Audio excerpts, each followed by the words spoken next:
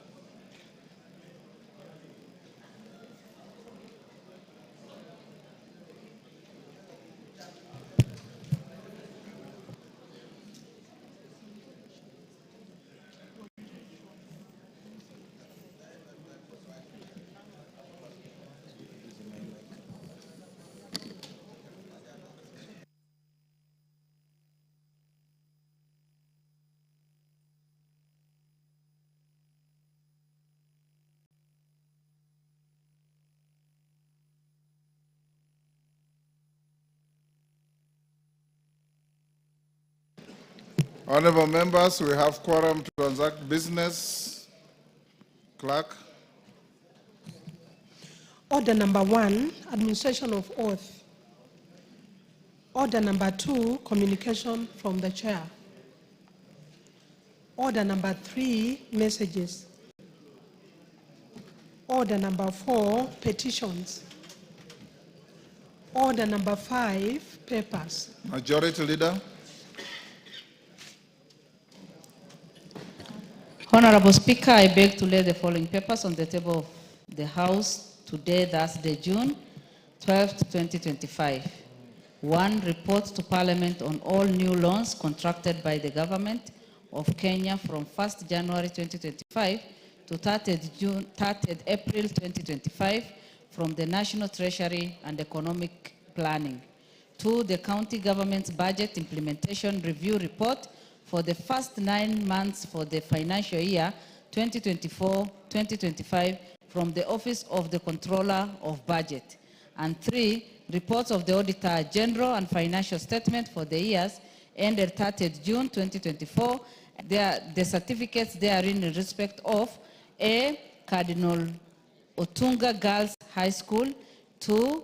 Kiondoni Girls High School, 3. Lugulu Girls High School, 4. Muswani Secondary School, 5. Ingias Girls High School, 6. St. Angela Girls Secondary School, 7. St. Charles Luanga Secondary School, 8. St. Matthias Mulumba Matiani Boys and Boys School, 9. St. Monica Girls Mulutu Secondary School, and 10. Vihiga Friends High School. Honorable Speaker, I lay. Thank you. Thank you. Chairperson, Departmental Committee on Administration and Internal Security.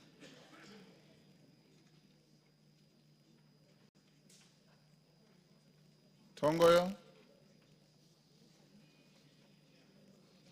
Chairperson, Departmental Committee on Housing, Urban Planning and Public Works. Thank you, Mr. Speaker. Honorable Speaker, I beg to lay the following paper on the table of the House today, Thursday, 12th of June, 2025. A report of the Departmental Committee on Housing, Urban Planning and Public Works on its consideration of the Senate amendments to the National Construction Authority Amendment Bill, National Assembly number 59 of 2022. Thank you, Mr. Speaker.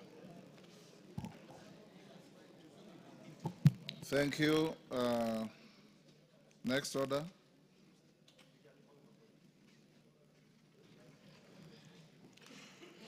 Order number 6, notices of motion.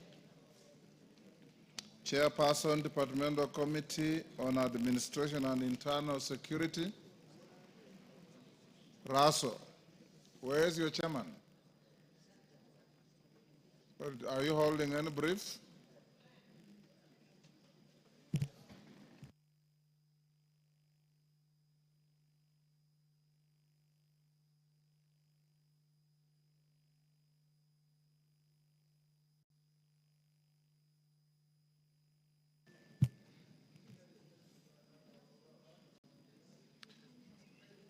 Leader, next order. Order number 7, questions and statements.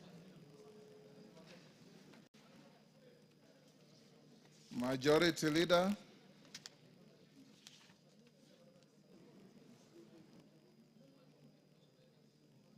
Your Thursday statement.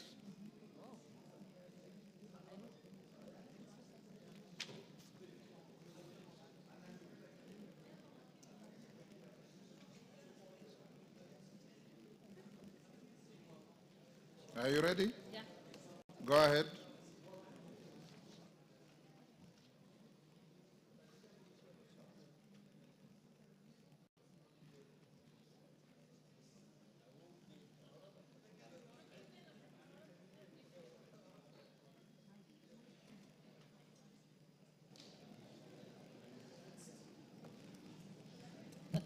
Naomi, Honorable Speaker, yes. pursuant to provisions of Standing Order 4.2a, I rise to give the following statement on behalf of the House Business Committee, which met on Tuesday, 10th June 2025, to prioritize business for consideration during the week. Honorable Speaker, as you had previously communicated today, Thursday, 12th June, the Cabinet Secretary for the National Treasury and Economic Planning, Honorable FCPA John Bading Gogo, EGH, will make a public pronunciation of the budget highlights and revenue-raising measures for the year 2025-2026 and the medium term. In this regard, I wish to remind members that the House is expected to prioritize consideration of the budget-related bills, taking into consideration the statutory timelines applicable to the budget-making process. Honorable Speaker, with regard to business scheduled for Tuesday next week, the House is expected to consider the following bills at various stages. Number 1, Committee of the Whole House on the Kenya National Council for Population and Development Bill 2023. And B, consideration of Senate amendments to the National Disaster Risk Management Bill 2023. Number 2, second reading of A, the Finance Bill 2025, and B, the National Cohesion and Integration Bill 2023. Additionally, Honorable Speaker, debate will be undertaken on the following motions, some of which are subject to respective committees tabling their reports. Number 1, consideration of nominees for appointment to National Police Service Commission. Revenue Bill 2025. Number 3, consideration of Senate amendments to the National Disaster Risk Management Bill 2023.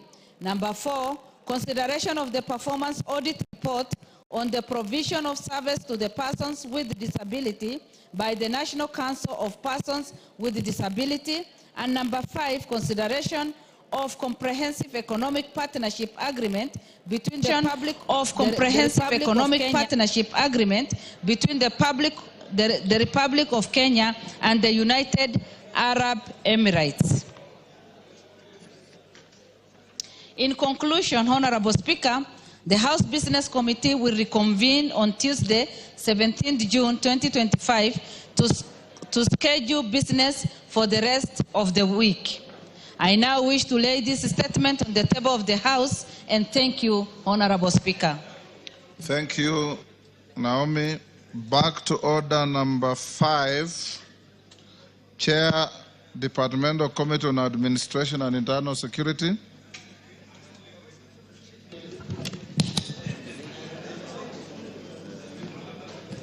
Lay your paper. Yeah. Thank you, Honorable Speaker. Honorable Speaker, I beg to lay the following papers on the table of the House today, Thursday, 12 June 2025. Report of the Departmental Committee on Administration and Internal Security on its approval hearing of the following nominees for the appointment as members of the National Police Service Commission. 1, Ms. Peris Mudhoni Kimani. Mr. Benjamin Juma Ima, and Professor Coletta Suda. Thank you. I laid. At order number 6, proceed to give your notice of motion. Thank you, Honorable Speaker.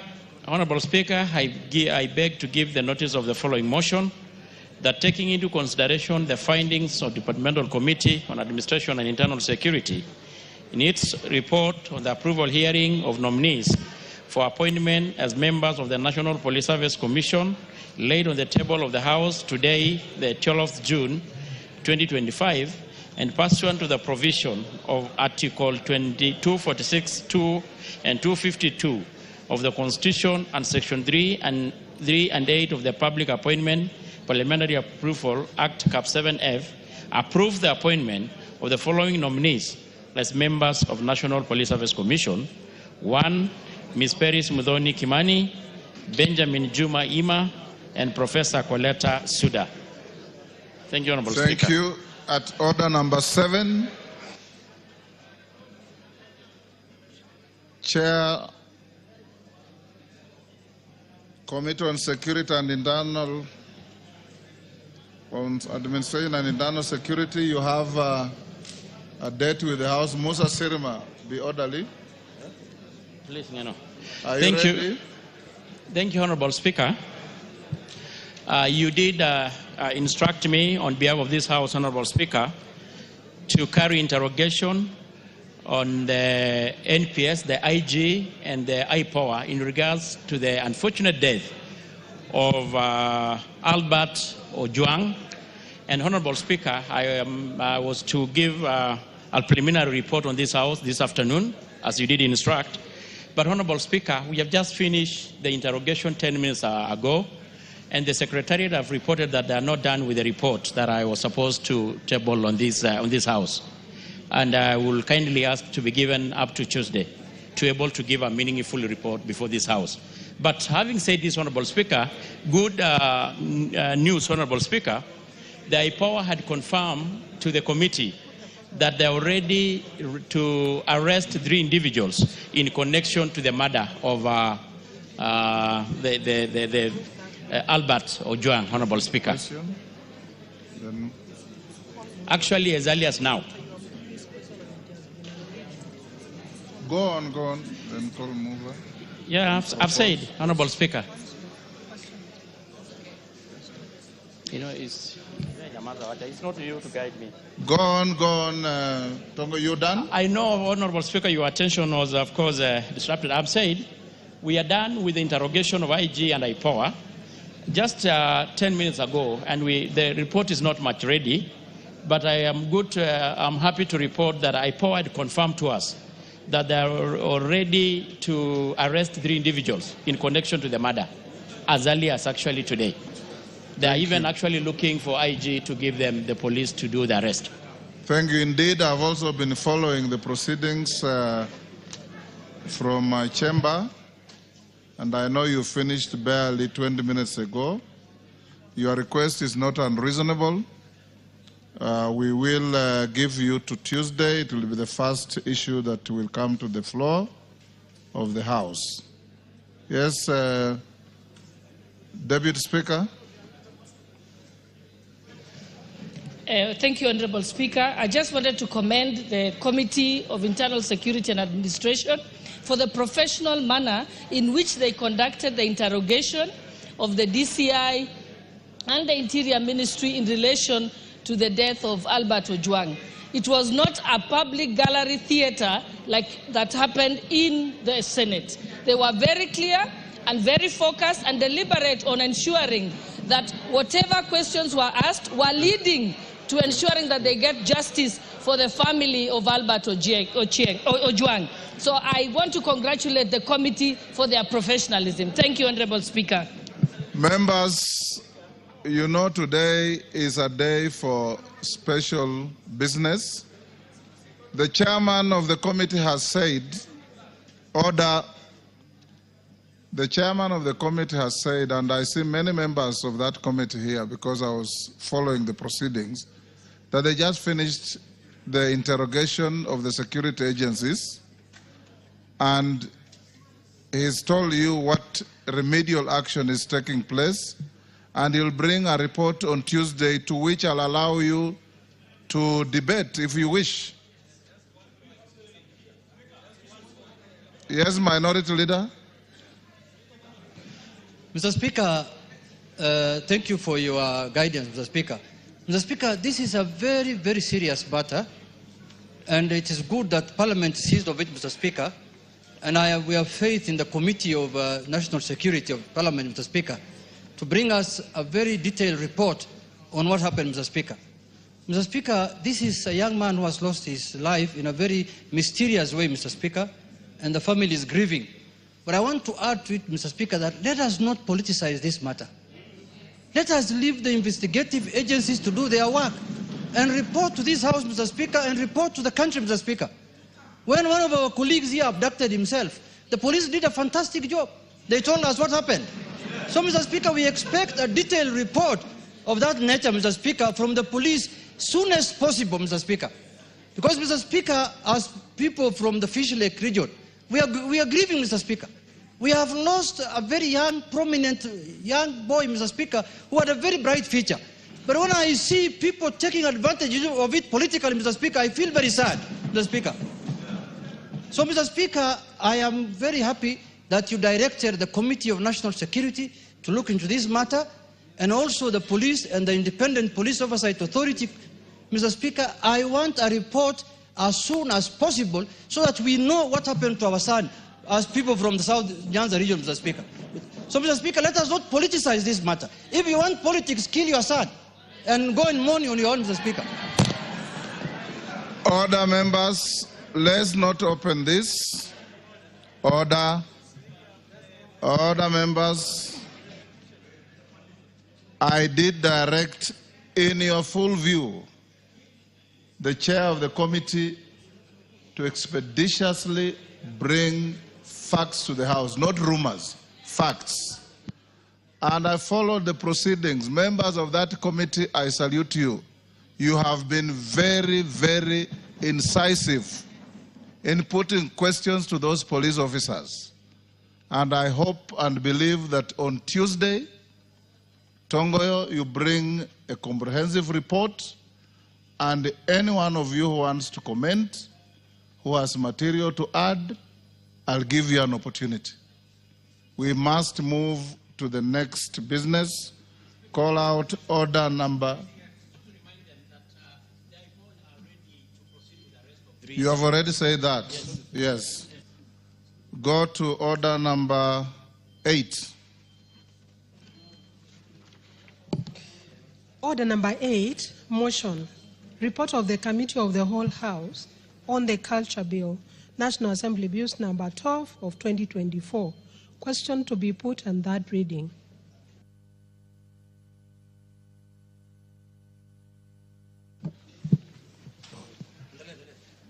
Honourable members, I'll now put the question at order number 8, which is that this House do agree with the report of the Committee of the Whole House on its consideration of the Culture Bill, National Assembly Bill number 12 of 2024.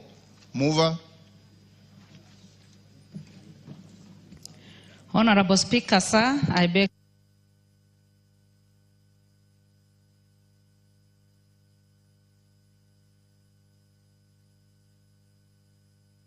Thanks to the disruption by the Minority Leader, that this House do agree with the report of the Committee of the Whole House on its consideration of the Culture Bill, National Assembly Bill number 12 of 2024. As men of that opinion say aye. Will those of the contrary opinion say nay? The ayes have it. Mover. Honorable Speaker, sir, I beg to move that the Culture Bill, National Assembly Bill number 12 of 2024 be now read a third time, and I also request Honorable Catherine Omanyo, a strong member of that group, to second. I second fully because I was involved from A to Z. I beg to I second. Honorable members, I now propose the question, which is that the Culture Bill, National Assembly Bill number 12 of 2024, be now read a third time. Do I put the question?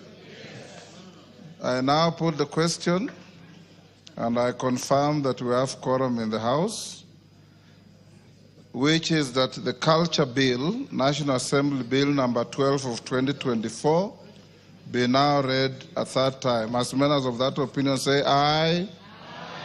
Will those of the contrary opinion say nay? The ayes have it. A bill for an act of parliament to give effect to Article 11.3a of the Constitution to provide for the protection and promotion of culture and the cultural heritage of communities and for connected purposes. Next order. Order number 9, motion.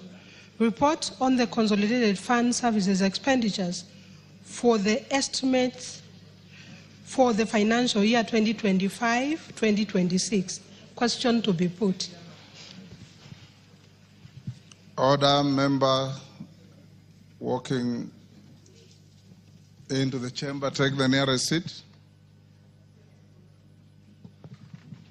Honourable members, I now put the question at order number 9, which is that this House adopts the report of the Public Debt and Privatization Committee on its consideration of the consolidated fund services for the budget estimates for financial year 2025-2026 laid on the table of the House on Wednesday, 11th June 2025.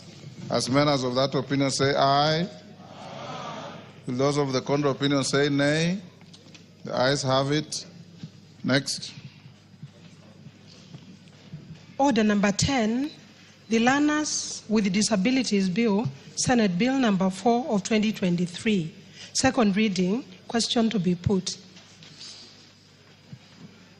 Order, members on their feet, take the nearest seats. Kimani, take the nearest seat. I didn't tell you to race across the floor. Honourable members, I now put the question at order number 10, which is that the Learners with Disabilities Bill, Senate Bill number 4 of 2023, be now read a second time. As members of that opinion say aye. Aye. Will those of the contrary opinion say nay? The ayes have it. Next. A bill for an act of parliament to provide for the education of learners with disabilities, for the conduct of educational institutions, for learners with disabilities and for connected purposes. Next. Order number 11, the Political Parties Amendment number 2 Bill, Senate Bill number 26 of 2024. Second reading. Question to be put. Order, Commissioner Faith. Take your seat.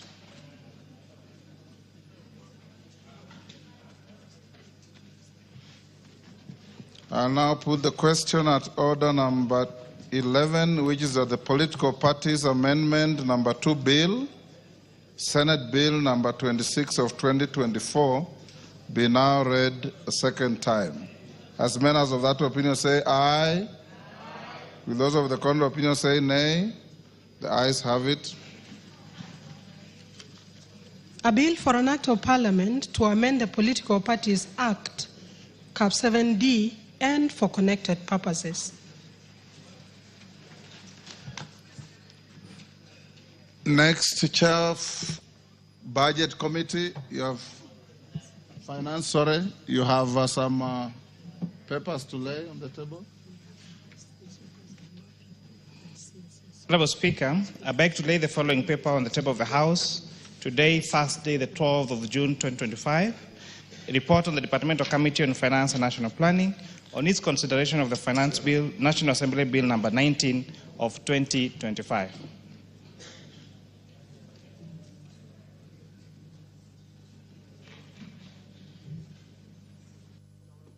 Thank you. Yes, Minority Leader. Mr. Speaker, the report on the finance bill has been tabled just a few seconds ago, Mr. Speaker. Correct. And once it is tabled, Mr. Speaker, it becomes a public document.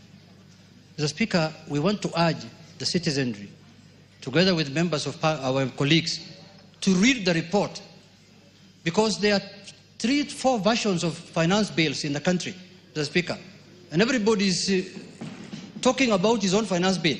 Some will tell you bread is being taxed, others will tell you shoes are being taxed, others will tell you oxygen is being taxed. Mr. Speaker, the real finance bill, and it is recommendation and it is report, which they did extensive public participation, has just been tabled, Mr. Speaker, by the chairman of the Finance Committee.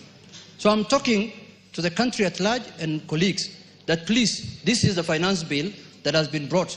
This is the finance bill of 2025. There is no another finance bill, Mr. Speaker. So it is important for the public to know that from today they can collect the report from the Parliament and read it, Mr. Speaker, as the real finance bill and not the fake one that is being propagated by certain people in certain villages, Mr. Speaker. It can't be said any better, honorable members. I want to emphasize what I've been telling you over and over.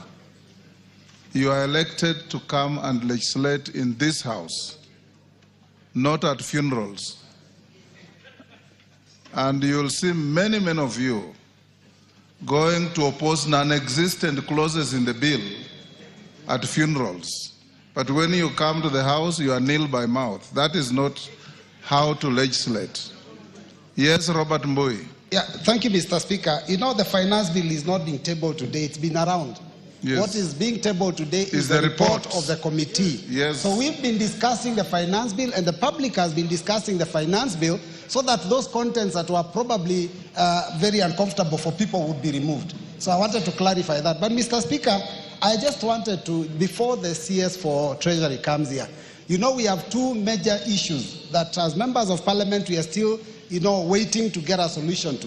One of them is the issue of CDF funds for this financial year. And the other issue is a decision made by a court on a matter of RMLF. It would have been important for us to get an answer so that we can be comfortable listening to the PS. Otherwise, we'll be seated here feeling bitter and listening to the PS the CS giving us a story. So, Mr. Speaker, I don't know, is there a way we can get a response from the chair of NGCDF and also the chair of BSC on those two matters? Thank you, Mr. Speaker. Honorable Robert Mbui, you have a legitimate concern, but I want to also advise you that 10 minutes before I came to the chamber, your colleagues from both sides of the House, numbering close to 100, walked to the Speaker's chamber with exactly the same concerns. And I did explain to them in very clear terms and details. And we reached an understanding that the worries that you have, since you are not in the meeting, are neither here nor there. We are okay, and you'll be okay. And if you want to order Honorable Naika, it's out of order to do what you are doing, and you are a senior in this house. So, Robert, I know the concerns are legitimate, and the process we are taking are equally satisfactory. So hold your horses on that. I am your last line of defense on all these issues, and you know that. Majority Leader, would you now look for the Minister of National Treasury and walk him into the chamber for the solemn business of this afternoon?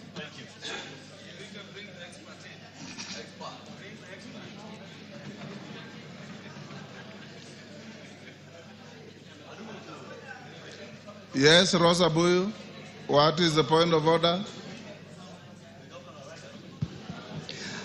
Thank you, Speaker. Speaker, I like it that you said the minister, but I also want to add something. Probably you just forgot to mention it, the expert minister. Thank you, Mr. Speaker.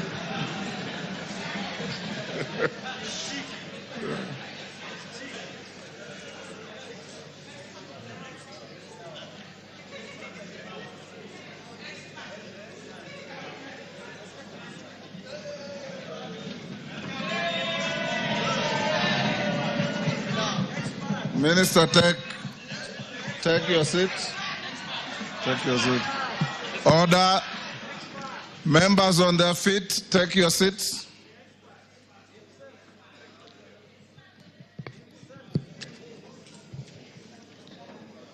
Honorable members, I have a short communication. Honorable members, Section 40 of the Public Finance Management Act, Cap 412A, and the Standing Order 244C. Who is the member with his phone?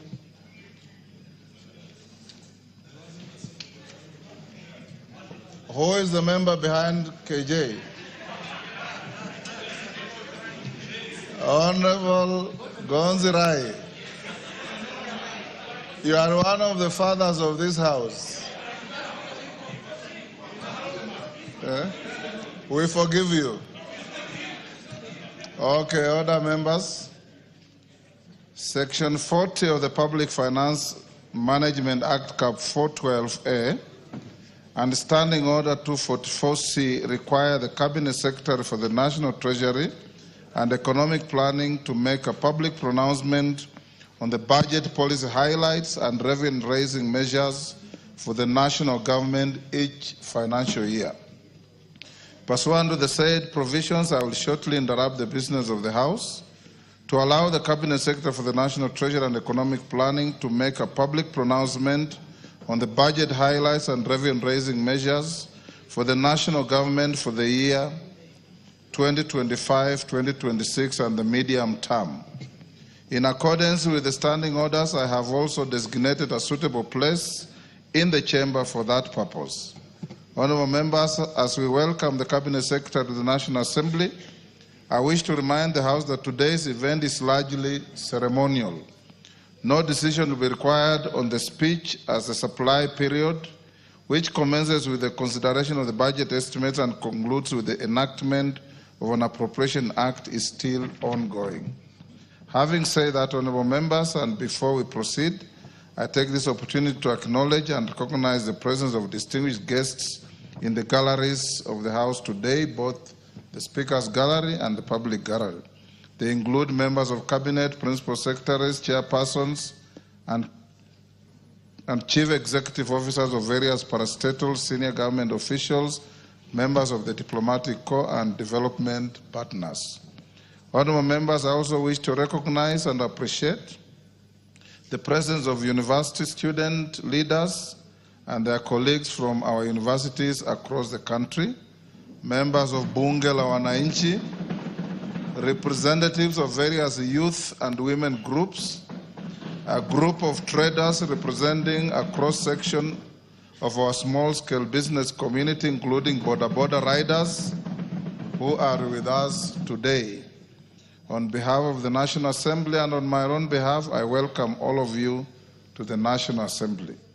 Before I invite the Cabinet Secretary to make the pronouncement, I wish to remind the House that in accordance with the provisions of Standing Order 244C3, the Cabinet Secretary shall be heard in total silence, without question or clarification being sought by any one of you.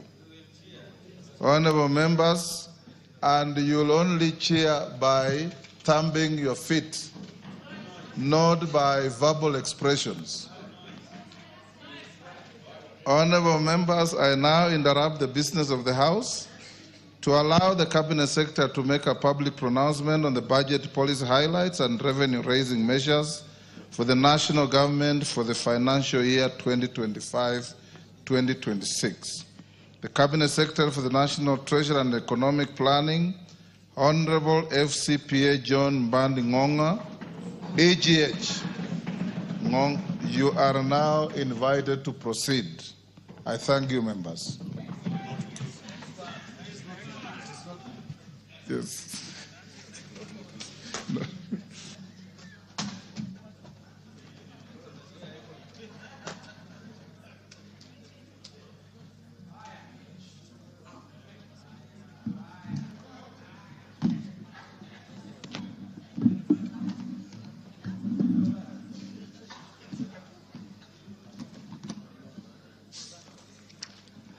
Thank you, Mr. Speaker, and honorable members of the National Assembly.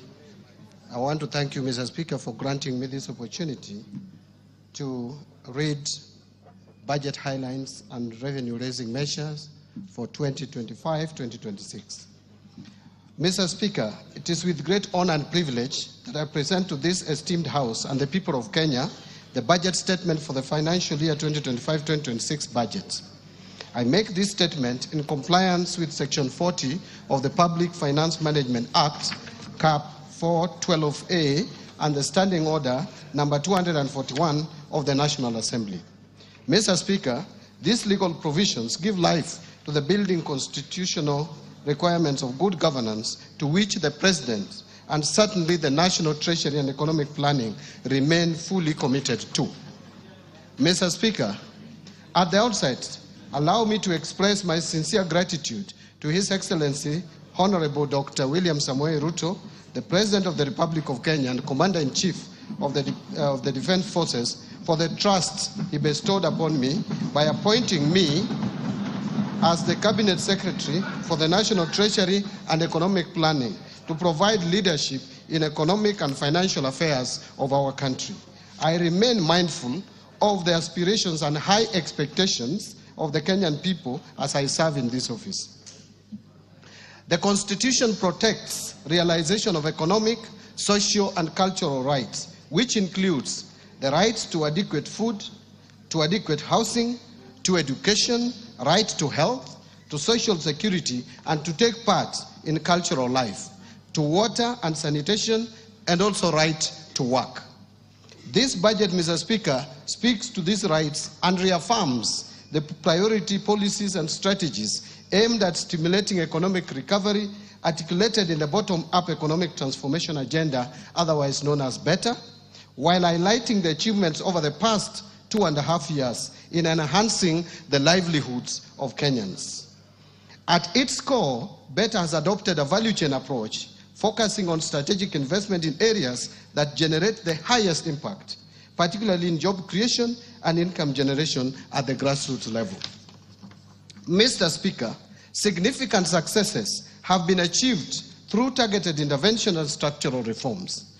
These measures have laid a solid foundation for economic recovery and set us on a path towards long-term growth and stability. Mr. Speaker, let me mention just a few achievements under BETTER. First, the Kenyan economy has remained resilient and registered an average growth of 5.2% for the period between 2023 and 2024, outpacing both global growth of 3.3% and 3.8% for the sub-Saharan African region over the same period. Other macroeconomic fundamentals such as inflation and exchange rates have strongly rebounded and are projected to remain stable. Second, the government has rolled out fertilizer and seed subsidies to farmers across the country, and that has boosted production in key food value chains and revived underperforming or collapsed export crops such as pyrethrum. Since February 2024, Mr. Speaker, a total of 6.5 million registered farmers have benefited from the fertilizer subsidy program. And as a result of these initiatives, the cost of fertilizer has declined by 67%, from Kenya shillings 7,500 in 2022 to 2,500 in 2025. While maize production has increased by 38.9%, from 61.7 million bags in 2022 to 85.7 million bags in 2024.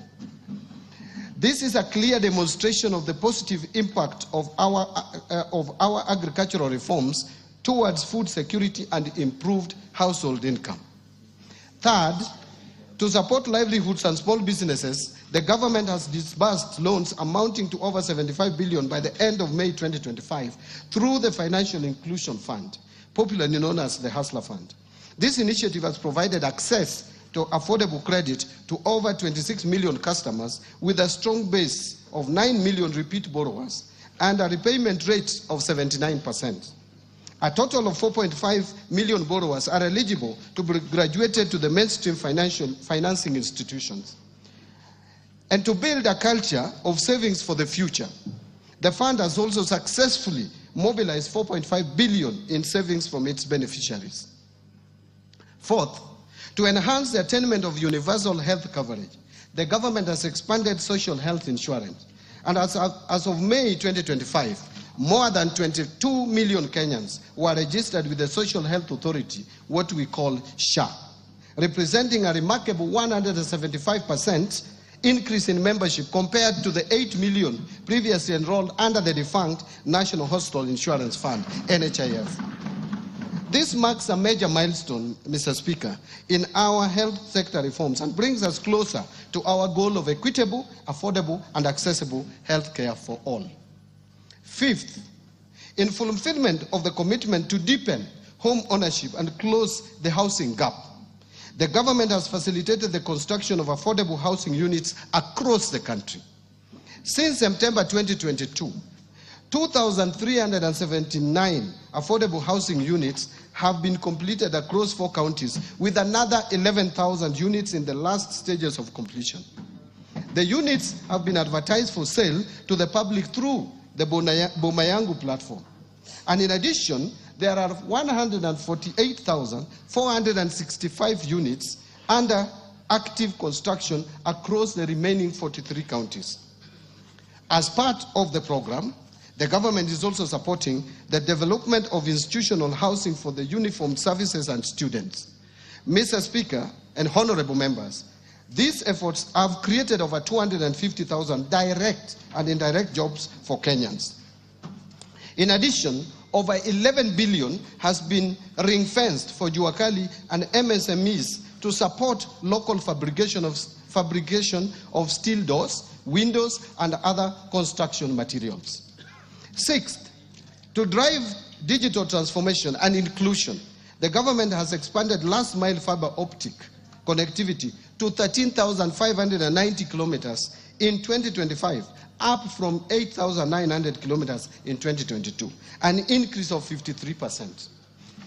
Two, established 285 digital hubs across the country, and also increased the number of digitized government services from 350 in 2022 to 20,985 in 2025 through integration with the e-citizen and mobile platforms, ensuring seamless access for all Kenyans.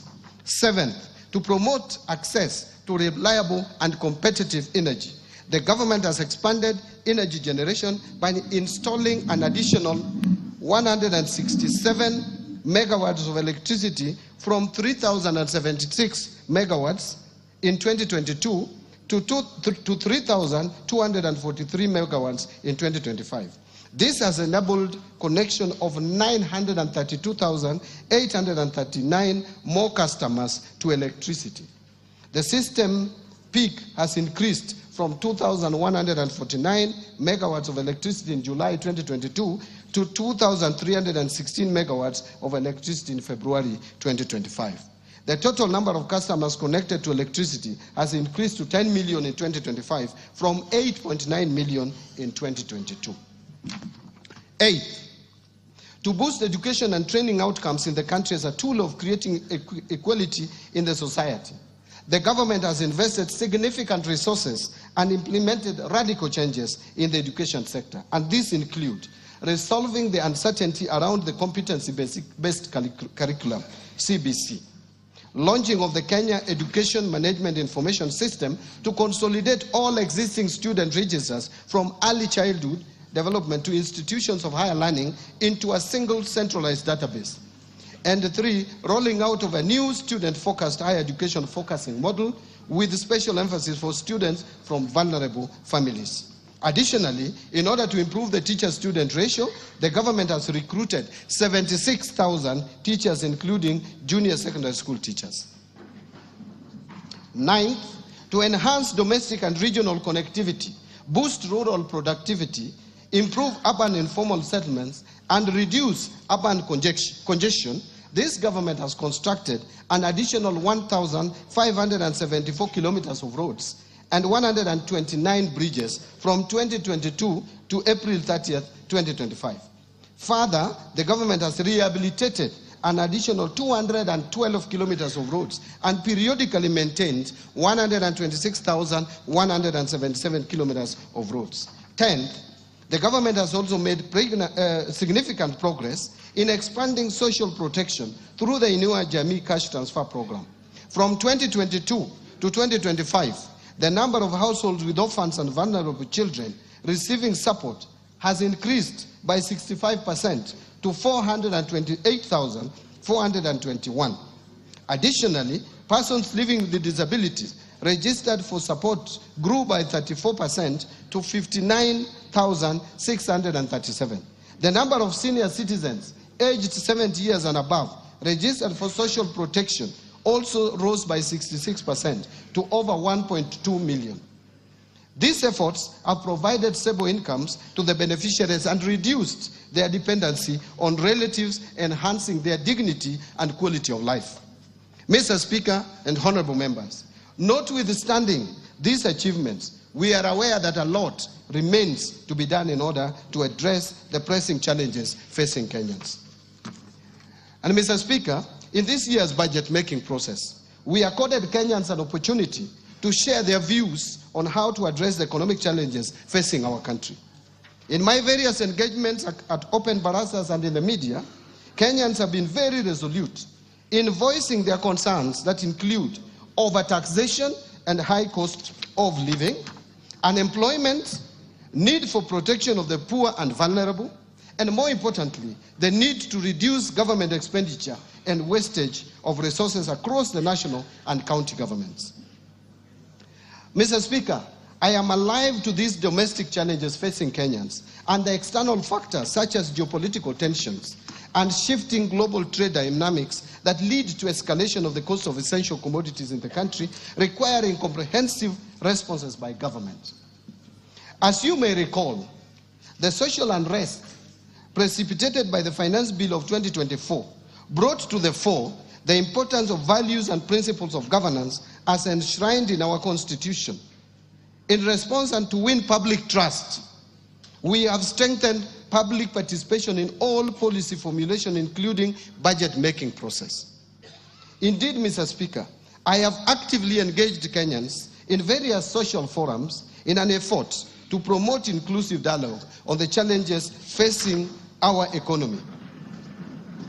And as a result of these consultations, we are focused on the following broad areas.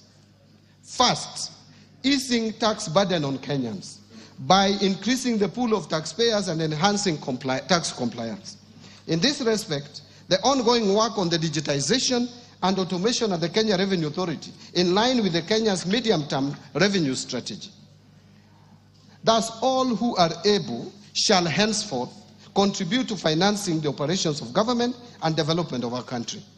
Second, to enhance liquidity in the economy and support small businesses, we have started the process of settling pending bills that have been validated, particularly those related to road construction, which has resulted in resumption of road construction projects across the country.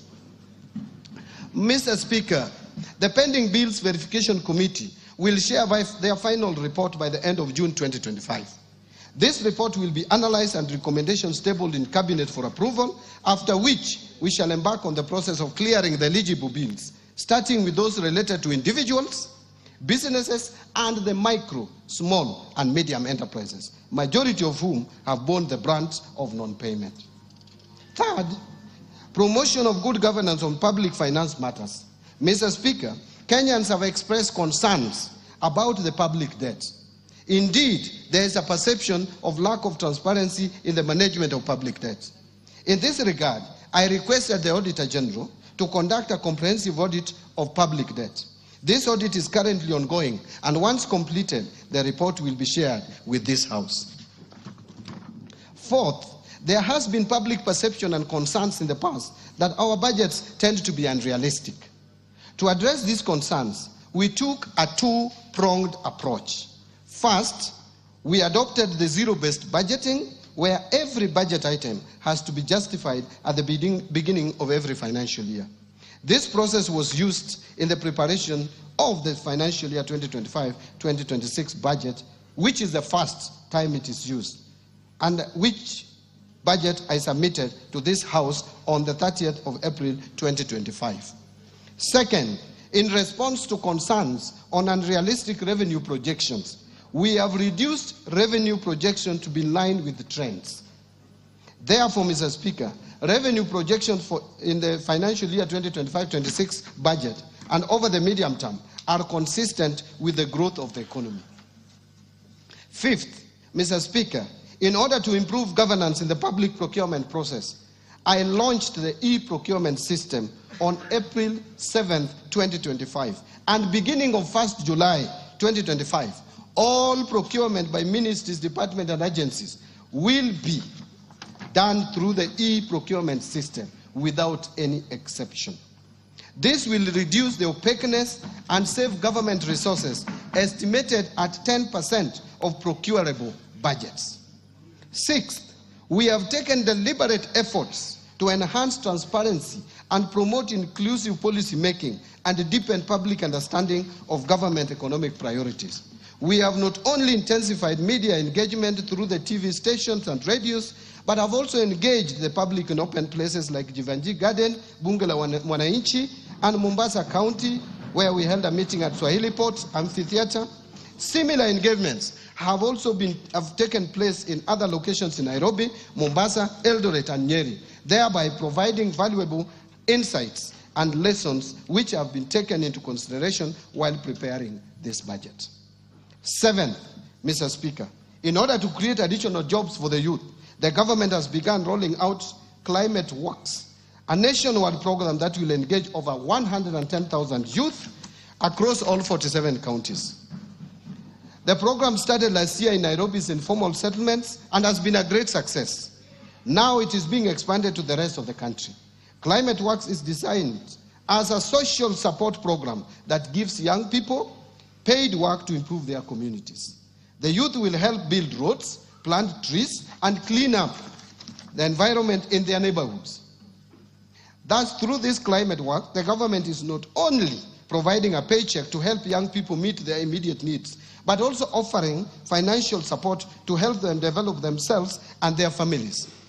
Indeed, the program enables them to save money and prepare for their next steps, including starting businesses, continuing their education, or finding long-term jobs. I encourage all our youth to register ahead of the registration deadline.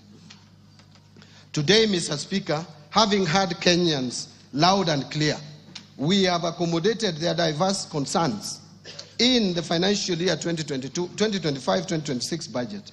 And in this regard, this budget provides highlights of the measures the government has taken to stimulate economic recovery, strengthen macroeconomic stability, and enhance resilience of our economy. Mr. Speaker, achieving these strategic objectives will require that we pull in the same direction. It is in this context that His Excellency the President has urged us to put our differences aside, build bridges, and focus on implementation of strategic interventions for a better Kenya. Mr. Speaker, in this respect, the theme for this year's budget is stimulating sustainable economic recovery for improved livelihoods, job creation, and business and industrial prosperity in line with better. That is bottom-up economic transformation agenda. That is the theme.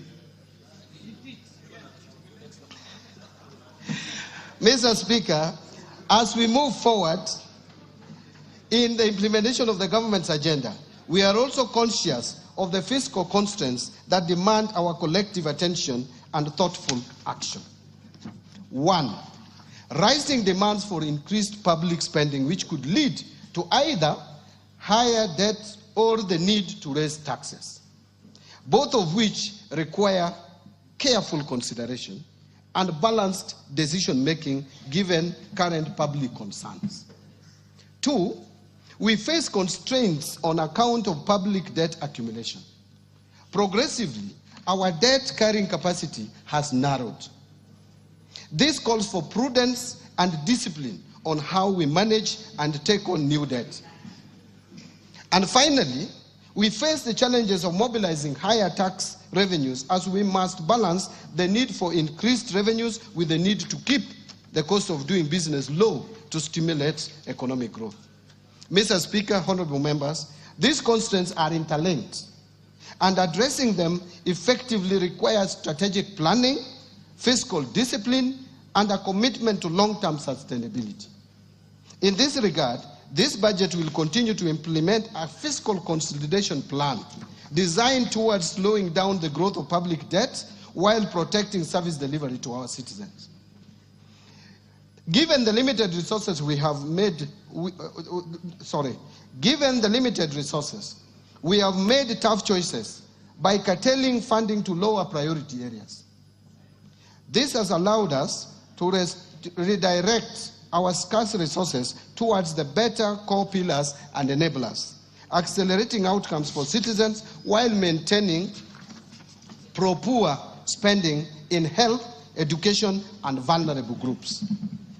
Mr. Speaker, the rest of my statement will present the economic context around which this budget is prepared, policy priorities and structural reforms under better, the proposed resource allocations as well as revenue-raising measures that the government will implement in the financial year 2025-2026 budget. And therefore, let me start with economic policy context. And I will first speak to the global context. Mr. Speaker, 2025-2026 budget has been prepared in the context of heightened uncertainty due to recent tariff wars and the intensification of geopolitical tensions, which continue to pose significant risks to global economies. In this regard and respect, global economic growth is expected to slow from 3.3% in 2024 to 2.8% in 2025, and finally to 3% in 2026. Now, let me come to the domestic economy. Mr. Speaker and honorable members, on the domestic front, the economy has remained resilient, as I stated earlier, recording an average growth rate of 5.2% for the years 2023 and 2024. This performance is higher than the global average of 3.3% and also higher than the sub-Saharan African region average of 3.8 over the same period. This strong growth reflects the impact of sound and deliberate policies, as well as the resilience of our well-diversified economy.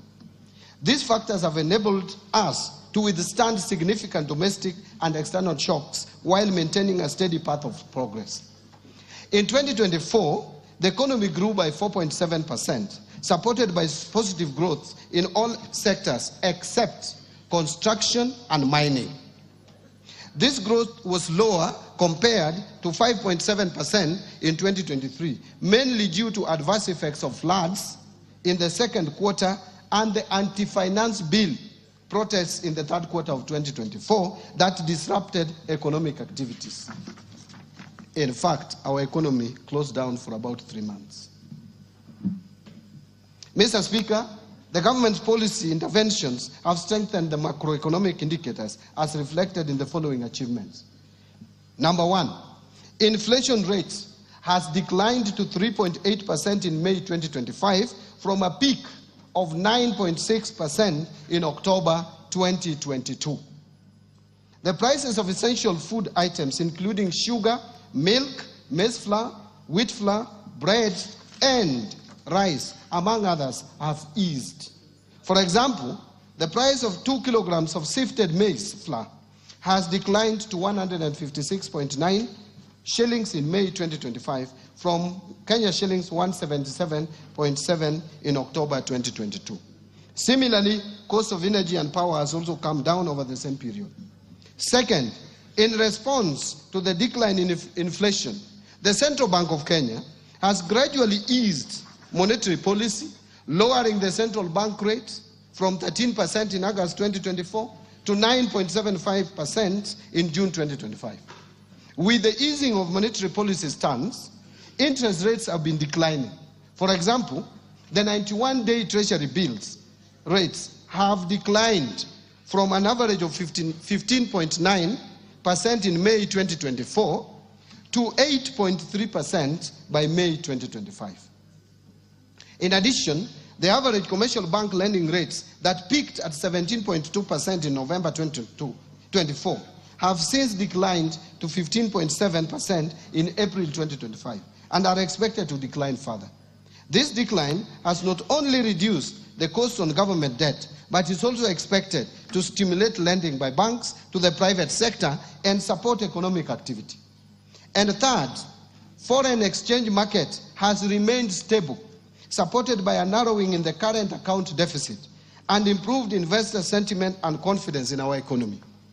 The current account deficit narrowed to an all-time low at 1.3% of GDP in 2024 from 2.5% of GDP in 2023, supported by export of goods, resilient tourism, and remittance inflows and a contraction in food imports. As a result, our foreign exchange reserves have increased to their highest levels and stood at US dollars 10.5 billion, which is equivalent to 4.7 months of import cover by 30th of May 2025, and continue to provide adequate cover and a buffer against any short-term shocks in the foreign exchange market. The exchange rate against the US dollar has also appreciated from 159.7 to the dollar in January 2024 to stabilize at Kenya shillings 129.3 shillings to the dollar by 30th of May 2025. Mr. Speaker, the economy is expected to sustain growth momentum in 2025 and 2026, with the growth projected at 5.3% per year. And Mr. Speaker, this growth outlook is premised on a stable macroeconomic environment over the medium term. To foster macroeconomic stability, the government will continue to uphold prudent monetary and fiscal policies, ensuring that our actions remain aligned with the evolving needs of the economy and of the Kenyan people. As part of the process, the government will work to ensure that inflation remains within the targeted range, maintain a competitive exchange rate to the dollar, and deliver stable interest rates. Fiscal policy stance over the medium term will continue to support the government's priority programs under better through a growth-oriented fiscal consolidation path. And as such, the fiscal deficit is projected to decline from 5.3% of GDP in the financial year 2023-24 to 2.7% of GDP in the financial year 2028-2029. Mr. Speaker, Kenya's economic outlook faces both external and domestic risks. Globally, trade tensions, financial market volatility, and geopolitical conflicts could reduce Kenya's exports, tourism, and remittances, as well as raise costs of essential commodities. In the domestic scene, extreme weather may impact agriculture, infrastructure, and food security. The government is monitoring these risks closely and will take necessary action and measures to safeguard macroeconomic stability. Mr. Speaker and honorable members, let me now expound on the policy, priorities, and structural reforms that the government is implementing to sustain economic growth and improve livelihood of Kenyans. The priorities are under the bottom-up economic transformation agenda. Mr. Speaker, as I have already affirmed earlier in my statement, government's initiatives under Better over the last 2.5 years have resulted in significant successes, notwithstanding a challenging domestic and external landscape. Over the medium term, the government will consolidate the gains already realized to stimulate sustainable economic recovery for improved livelihoods. Towards this end, the government will continue to implement policies, programs, projects, and the interventions geared towards 1. Bringing further down the cost of living, 2. Ensuring food security, 3. Creating jobs, 4. Expanding the tax base, 5. Improving foreign exchange balances, and finally, fostering inclusive growth. Priority will be given to attracting strategic investment across Better's 5 core pillars and their enablers, using a value chain approach to enhance production and add value and improve market access. This will be supported by a whole-of-government approach to service delivery. Mr. Speaker, the government will also implement the following interventions to support and accelerate economic recovery. First, continue to uphold macroeconomic stability and strengthen security to ensure a safe and supportive business environment. Second, accelerate the development of key infrastructure, including roads, railway, energy, and water systems to lower the cost of doing business and ease the movement of the people and goods. Third, boost investment in key economic sectors to drive broad-based, sustainable growth by advancing agricultural transformation, strengthening manufacturing, promoting environmental conservation and climate change mitigation, revitalizing tourism, and ensuring sustainable land use and management. Fourth, strengthen human capital development by increasing investment in health, education, and targeted social safety nets for vulnerable populations to achieve both social and economic outcomes. Fifth, promote empowerment of youth, women, and persons living with disability through government-funded programs complemented by strategic partnerships with private sector organizations. Sixth, facilitate fiscal decentralization by allocating shareable revenues to county governments to bolster institutional capacity and improve service delivery. And finally and lastly, undertake policy, legal, and institutional reforms to improve efficiency and effectiveness in public service delivery. I want to now turn to a presentation on building resilience against climate change. Here, Mr. Speaker and honorable members, climate change, we all know, is now a global crisis. And Kenya remains vulnerable to the impacts of climate change, which pose both economic and fiscal risks. In response, the government is taking proactive steps to align with the global transition towards a low-carbon, climate-resilient future. To address the challenges and opportunities in climate finance and investment, the government has developed a number of frameworks, including Climate Finance Mobilization Strategy, National Policy Framework on Green Fiscal Incentives, Carbon Market Framework, as well as the National Green Taxonomy. To diversify our financing sources, address budget deficits, and fund social and environmental sustainability projects, the government is developing a sustainability-linked bond framework that will allow the issuance of a bond. We reaffirm our dedication to protecting our environment, safeguarding livelihoods, and building a climate-resilient Kenya for current and future generations. Mr. Speaker, as a country, we continue to experience challenges of disaster occurrences, mainly due to weather variability and climate change. These pose significant fiscal disruptions, while at the same time affecting lives and livelihoods of millions of Kenyans. Mr. Speaker, in order to oversee the Public Finance Management Disaster Risk Management Fund regulations of 2025, the regulations seek to establish a dedicated fund for addressing 4 cycles of disaster risk management, namely preparedness, mitigation, response, and recovery. Allow me now to turn to policy and legal institutional reforms. Mr. Speaker, recognizing that sustainable economic recovery depends on the timely implementation of effective policy, legal, and institutional reforms, the government is implementing the following interventions to enhance the business environment, improve efficiency in public service delivery, and bolster accountability and transparency in the management of public finances. Number 1, public procurement reforms.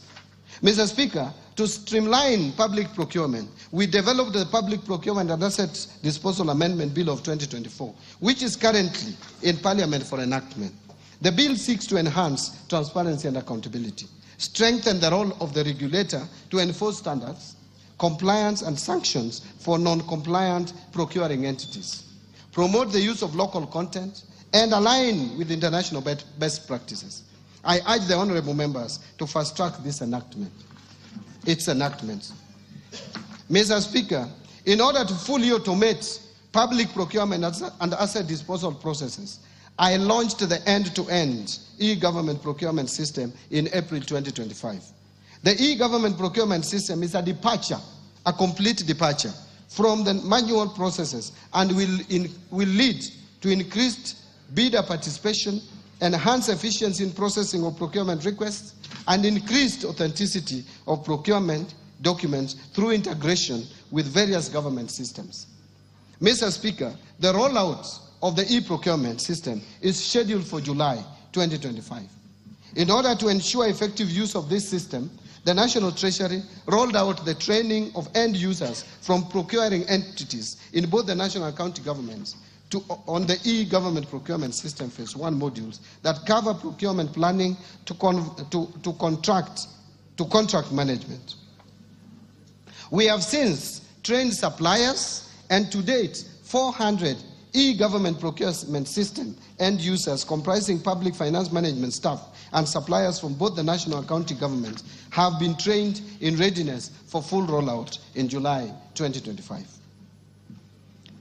Next, I want to speak to restraining growth of public sector wage bill, which has been of serious concern. Mr. Speaker, the government continues to implement measures aimed at reducing the ratio of the government wage bill as a share of tax revenue, with a view to free much-needed resources for priority social and development spending. The government will implement the following initiatives to control the wage bill. First, the government will fully implement the unified human resource management system across all public sector entities by July 2025. This initiative is part of broader efforts to enhance public sector efficiency, improve management of wage bill, and ensure the effective utilization of public funds.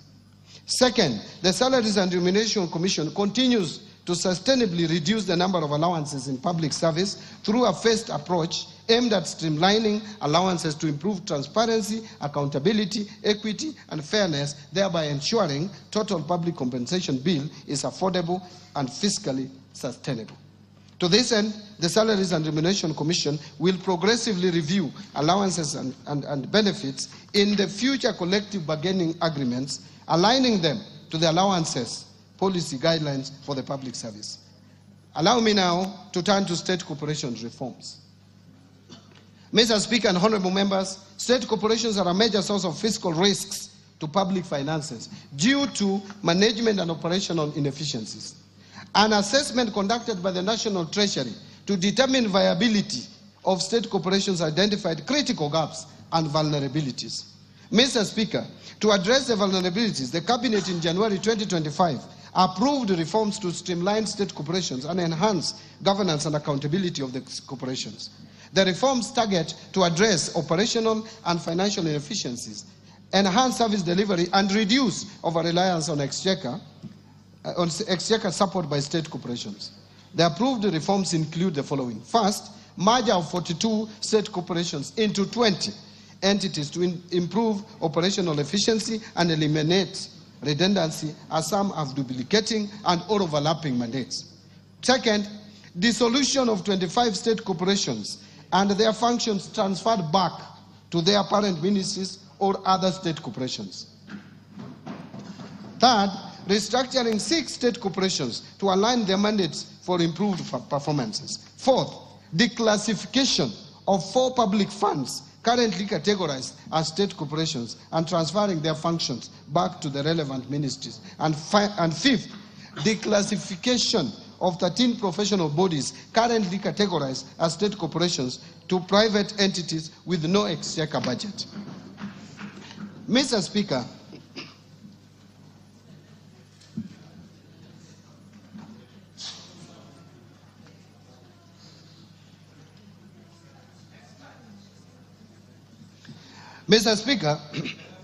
thank you. Mr. Speaker, in order to enhance operational efficiency, improve governance and ownership of state corporations, the government developed the Government-Owned Enterprises Bill of 2024. The bill is part of broader efforts by the government to streamline public enterprises, reduce fiscal risks, and enhance service delivery to citizens. The bill is currently before this August House for consideration. Thank you. I urge honorable members to favorably consider the bill to enable its enactment. Mr. Speaker, in order to secure the uptake of cotton production, while also providing alternative linked supplies for local apparel manufacturers, the Cabinet approved the revival and commercialization of Rivertex East Africa Limited by onboarding non-equity strategic partners. Mr. Speaker, on sugar sector reforms, His Excellency the President reaffirmed his commitment during this year's Madaraka Day celebrations to ensure the prompt payment of sugarcane farmers. The government has also taken practical steps to deliver its promise to modernize the mills and transform these once struggling factories into productive, sustainable enterprises.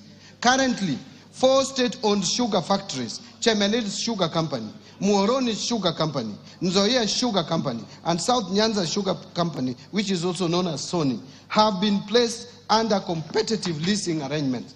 This initiative is expected to enhance efficiency, restore profitability, and protect the livelihoods of farmers.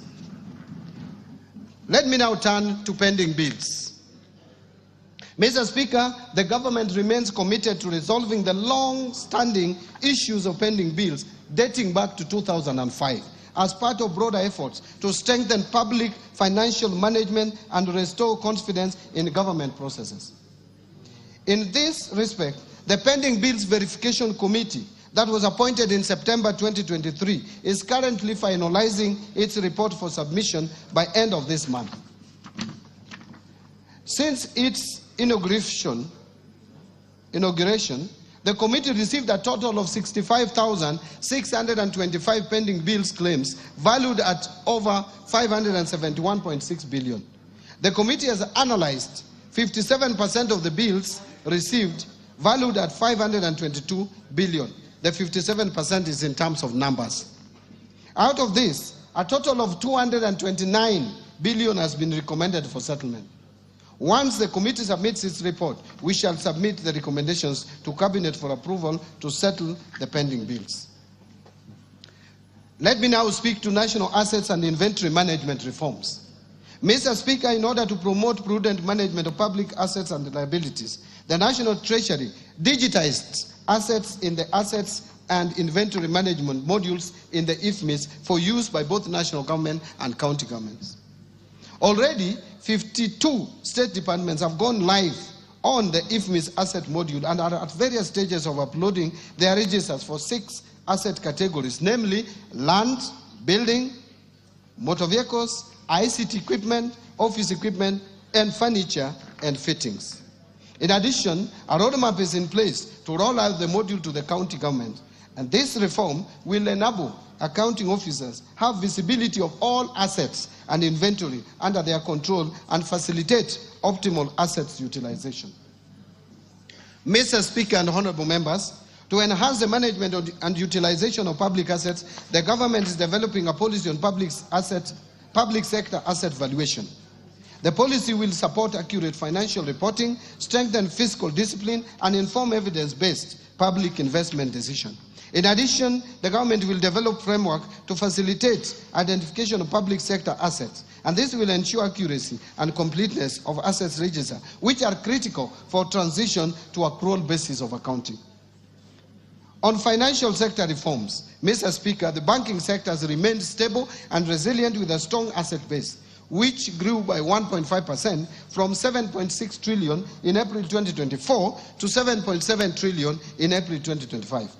To anchor the banking sector to continue playing its role in Kenya's socio-economic transformation, various reforms have been implemented, which include, first, the Central Bank of Kenya lifted the moratorium on licensing of new commercial banks in Kenya in April 2025. This is expected to attract foreign direct investment in the sector, resulting in competition and consequently reduced lending rates. Second, to promote the greening of banking sector, Central Bank of Kenya in April 2025 issued the Kenya Green Finance Taxonomy and the Climate Risk Disclosure Framework for implementation by the sector. The Kenya Green Finance Taxonomy is a tool to classify whether particular economic activities are green or environmentally sustainable and promote the transition to a low carbon economy. The Climate Risk Disclosure Framework is aimed at enabling banks to integrate climate-related risks into their governance, strategy, risk management, and disclosure frameworks. It is also intended to enable banks to leverage on business opportunities from efforts to mitigate and adapt to climate change. And third, issuance of guidelines on global liquidity standards and leverage ratios. The Central Bank of Kenya in April 2025 issued guidelines on liquidity coverage ratio, net stable funding ratio, and leverage ratio for the banking sector.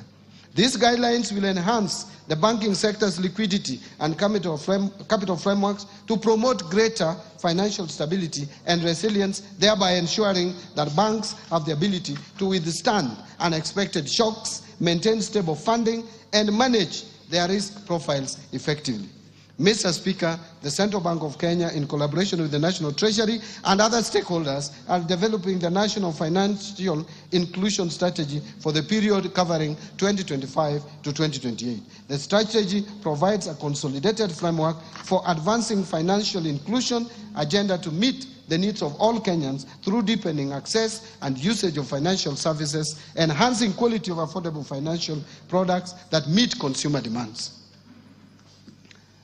Mr. Speaker, to strengthen digital finance in Kenya, the government will continue to implement the National Payment Strategy for the period 2022 to 2025 and fast-track finalization of a national policy on digital finance.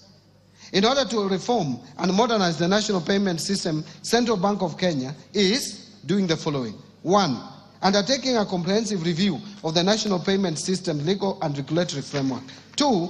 Implementing a fast payment system that seeks to address persistent challenges in interoperability, affordability, and the high cost of digital transaction. And third, effective 1st July 2025, the Kenya Electronic Payment and Settlement System will transition to a 24/7 settlement capability. This will support round-the-clock trade, enable faster clearing of government payments, facilitate real-time business-to-business transactions, and provide greater flexibility for consumers and financial institutions. Mr. Speaker, following the grey listing of the Republic of Kenya by the Financial Action Task Force in February 2024, the government has continuously addressed the technical deficiencies identified in Kenya's Mutual Evaluation Report, which was published by Eastern and Southern Africa Anti-Money Laundering Group in September 2024. Mr. Speaker, as you are aware, one of the technical deficiencies identified in the Kenya's Mutual Evaluation Report was lack of a policy and regulatory framework to the virtual assets and virtual assets service providers. In order to regulate this sector, the government has developed the Virtual Assets Service Providers Bill 2025, which is currently before Parliament. Again, I urge honorable members to fast-track its enactment. On capital markets development, to further deepen the capital markets, the government continues to review the legal and regulatory framework to address emerging issues in the sector. In particular, the government overhauled the public officer regulations and collective investment schemes regulations to spur uptake of products while ensuring that investors are protected. The government has also approved new regulatory frameworks to support credit ratings and alternative investment funds, which have attracted a lot of interest from investors. Further, the government is in the process of reviewing the regulatory frameworks for licensing, margin trading, conduct of business for market intermediaries, and mergers, acquisitions, and takeovers. Once in place, these regulations will reinvigorate capital markets activity and make our capital markets more facilitative and efficient. Mr. Speaker, to diversify the government sources of financing, a Sukuk bond has been issued while other Sharia-compliant products are in the pipeline. The first Sukuk bond raised 3.2 billion, which has been effectively deployed in the affordable housing program and pension reforms. Mr. Speaker, in the Tax Laws Act, Mr. Speaker, now I turn to the pension reforms. Mr. Speaker, in the Tax Laws Amendment Act 2024, we introduced a number of incentives aimed at increasing disposable income to our senior citizens once they retire. And I thank this Honorable House for passing this Tax Laws Amendment Bill in December. We, among others, increased tax deductible amount, removed tax on all retirement benefits, and introduced tax exemption on pension savings towards post-retirement medical schemes. Mr. Speaker, despite the reforms introduced in this sector, benefit adequacy remains a persistent challenge. Many retirees still find their pensions insufficient to meet their basic needs. And Mr. Speaker, the retirement benefits system predominantly covers the working population in the public and private sector to the exclusion of the unemployed population, who are majority in the informal sector. To address this, the National Treasury, in collaboration with key stakeholders, is implementing the National Retirement Benefits Policy. This policy outlines a clear, forward-looking strategy to address long-standing structural challenges, such as fragmented legal frameworks, exclusion of informal sector workers, limited medical cover for the elderly, weak portability mechanisms, and inadequate dispute resolution structures. Mr. Speaker, the government remains committed to fulfilling its obligations to retired public servants while ensuring that our pension system is modern, inclusive, efficient, and sustainable. In this respect, the government is undertaking reforms aimed at delivering faster, more transparent, and citizen-friendly pension services. Key among these reforms is the re-engineering of the pension management information system, which, together with the launch of a pension self-registration platform, will significantly improve data accuracy, enhance biometric verification, and reduce pension processing time from several months to less than 30 days. These reforms will also ensure real-time claims tracking and integration with the national identification and payroll system, reducing errors and potential leakages. The re-engineered pension management system is planned for rollout on 1st of July 2025 and will transform pension administration by 1. Enabling ministries, departments, and agencies to submit pension claims online at source through integration with government human resource systems. 2. Allowing pensioners and beneficiaries to access services remotely and track the status of their claims in real time. And 3. Providing automated updates to clients on the progress of their claims through system-generated notifications. On insurance reforms, Mr. Speaker, to facilitate the growth of the insurance industry in Kenya, the government will speed up the approval of the National Insurance Policy and its implementation. The policy will guide the review of the Insurance Act, which has served its purpose, albeit with progressive amendments for the last 30 years. Mr. Speaker, the Insurance Regulatory Authority is undertaking focused training on livestock and crop insurance, targeting farmers and pastoralist communities. These efforts are aimed at improving understanding and access to agricultural insurance as a tool for mitigating climate-related risks and protecting livelihoods of farmers and pastoralist communities. The authority is also conducting a comprehensive money laundering and terrorist financing risk assessment on the vulnerability of the insurance industry. This will aid in the identification of areas of improvement so as to strengthen the supervisory framework. On reforms under the education sector, Mr. Speaker, the National Treasury is committed to upholding the right to education, including free and compulsory basic education as guaranteed under Article 53B of the Constitution of Kenya. While we are cognizant that examinations must be conducted as scheduled later this year, there is need to undertake a critical evaluation of the costing of examination, assess the sustainability of the program in view of the prevailing fiscal constraints, and explore optimal options for delivering national examinations in order to ensure economy and value for money in public spending. Mr. Speaker, a key consideration is the merits of public funding of examination fees for all primary and secondary school candidates, including those from well-off households, as opposed to targeting the vulnerable students in our schools. We should also explore options of making the exercise of delivering national examinations simple and affordable without compromising the credibility of the exercise. To this end, the National Treasury is in consultations with the Ministry of Education on how best to achieve this at a minimal cost possible, including evaluating possible cost-sharing mechanisms. Mr. Speaker, the government remains committed to ensuring access to quality education for all children. In this regard, I assure the public and the 2025 examination candidates of our commitment to provide adequate funding for 2025 national examinations. On the fiscal policy framework, Mr. Speaker, the implementation of 2024-2025 budget has faced notable challenges, primarily following the withdrawal of the Finance Bill of 2024.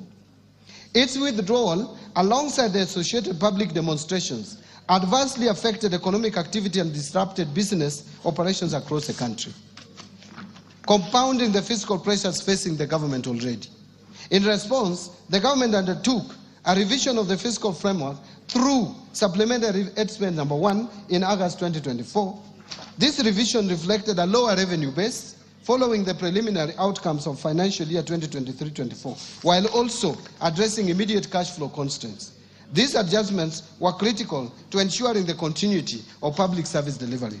Mr. Speaker, in addition to the mid-year economic disruptions, the budget execution has been further constrained by shortfalls in revenue and emerging expenditure pressures. Notably, the implementation of the collective bargaining agreements and funding requirements under the new university education financing model have placed significant demands on the available fiscal space. These challenges have led to cash flow pressures and a buildup of pending obligations, necessitating careful fiscal management and reprioritization. To address these evolving dynamics, the government prepared supplementary budget estimates to accommodate revenue shortfalls experienced during the current fiscal year and accommodated expenditure pressures. On domestic revenue mobilization, Mr. Speaker, in order to support our economic agenda and sustain key government programs, the government continues to implement a balanced mix of tax policy and administrative measures aimed at significantly boosting revenue collection. As part of the process, the government is focused on broadening the tax base while reducing the burden of compliance. In this regard, we have prioritized sectors such as the digital economy, agribusiness, and small and medium enterprises in tax, education, and outreach programs. In addition, Mr. Speaker, Kenya Revenue Authority continues to embrace modern technology to streamline tax processes, facilitate trade, and enhance voluntary compliance. A key milestone in this journey is the launch of Gava Connect, an open application programming interface platform that enables Kenyan developers to build homegrown solutions for efficient access to tax services. This program enhances service delivery, improves transparency, and strengthens our ability to detect tax evasion. Mr. Speaker, Kenya Revenue Authority has also introduced several digital tools to simplify compliance and boost operational efficiency. One is what we call auto-populated VAT returns for seamless, accurate tax filing.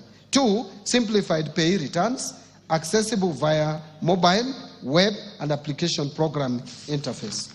Three, electronic rental income tax system that has enabled transparent rental income declarations. And four, forecourt electronic tax invoice management system integration in the petroleum sector, connecting fuel dispensers to point-of-sale terminal. This enables real-time transmission of sales data to electronic tax invoice management system, simplifying compliance and ensuring greater transparency in fuel transactions. Mr. Speaker, these solutions are more than just tech updates. They are the drivers of economic empowerment and accountability. Indeed, by simplifying tax procedures, developing user-friendly digital platforms, and providing on-the-ground support, Kenya Revenue Authority is nurturing a fair and inclusive tax culture, one that enables businesses to thrive while meeting their obligations. Mr. Speaker, building on the progress made, our focus in the financial year 2025-26 and over the medium term will be to strengthen domestic resource mobilization through the following key initiatives. First, continue with the implementation of the national tax policy and the medium-term revenue strategy to provide a consistent and predictable framework for tax administration and policy formulation. Second, continue with the automation of tax administration processes to improve the overall efficiency of the tax system. And third, enhancing non-tax revenue collection by enabling ministries, departments, and agencies to generate income through the services they provide to the public. Mr. Speaker, as part of our broader fiscal reform agenda, the government is undertaking targeted tax administrative reforms aimed at strengthening our revenue base and promoting inclusive economic growth. These reforms will focus on 3 key objectives. First, reducing tax expenditures. Mr. Speaker, tax expenditures stood at 3.38% of GDP in 2023. To unlock additional revenue for national government, we must reduce that tax expenditure. Second, expanding the tax base and enhancing compliance, in line with the goals set out in the medium-term revenue strategy. And third, streamlining the tax structure to encourage domestic production, attract investment, and stimulate economic growth. Mr. Speaker, allow me to speak to improving efficiency of public expenditure.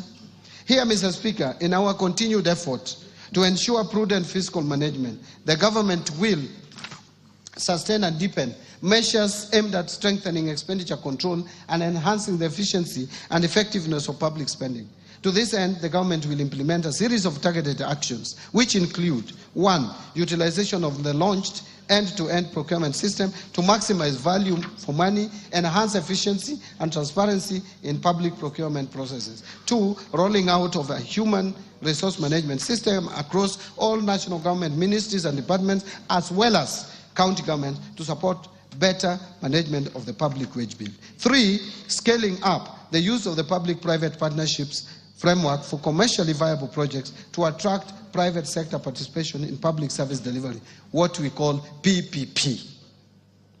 4, improving the public service pension administration through rolling out the pension management information system.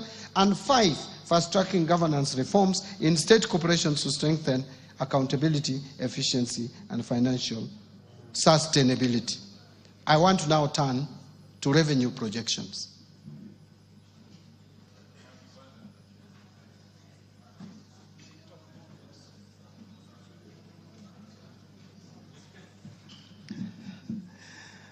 Mr. Speaker, honorable members, based on the outlined policy measures and structural reforms, total revenue collections, including appropriation in aid, for the financial year 2025-26 budget is projected to be at 3,321.8 billion, equivalent to 17.2% of GDP. Of this amount, ordinary revenue is projected at Kenya shillings 2,754.7 billion, which is equivalent to 14.3% of GDP. And ministerial appropriation in aid, or if you like, non-tax revenue, is projected at 567 billion shillings. Grants are projected at 46.9 billion, or 0.2% of the GDP. Having talked about revenue projections, let me now turn to expenditure projections. Mr. Speaker, total expenditure in the financial year 2025-2026 budget is projected at 4,291.9 billion, equivalent to 22.3% of GDP.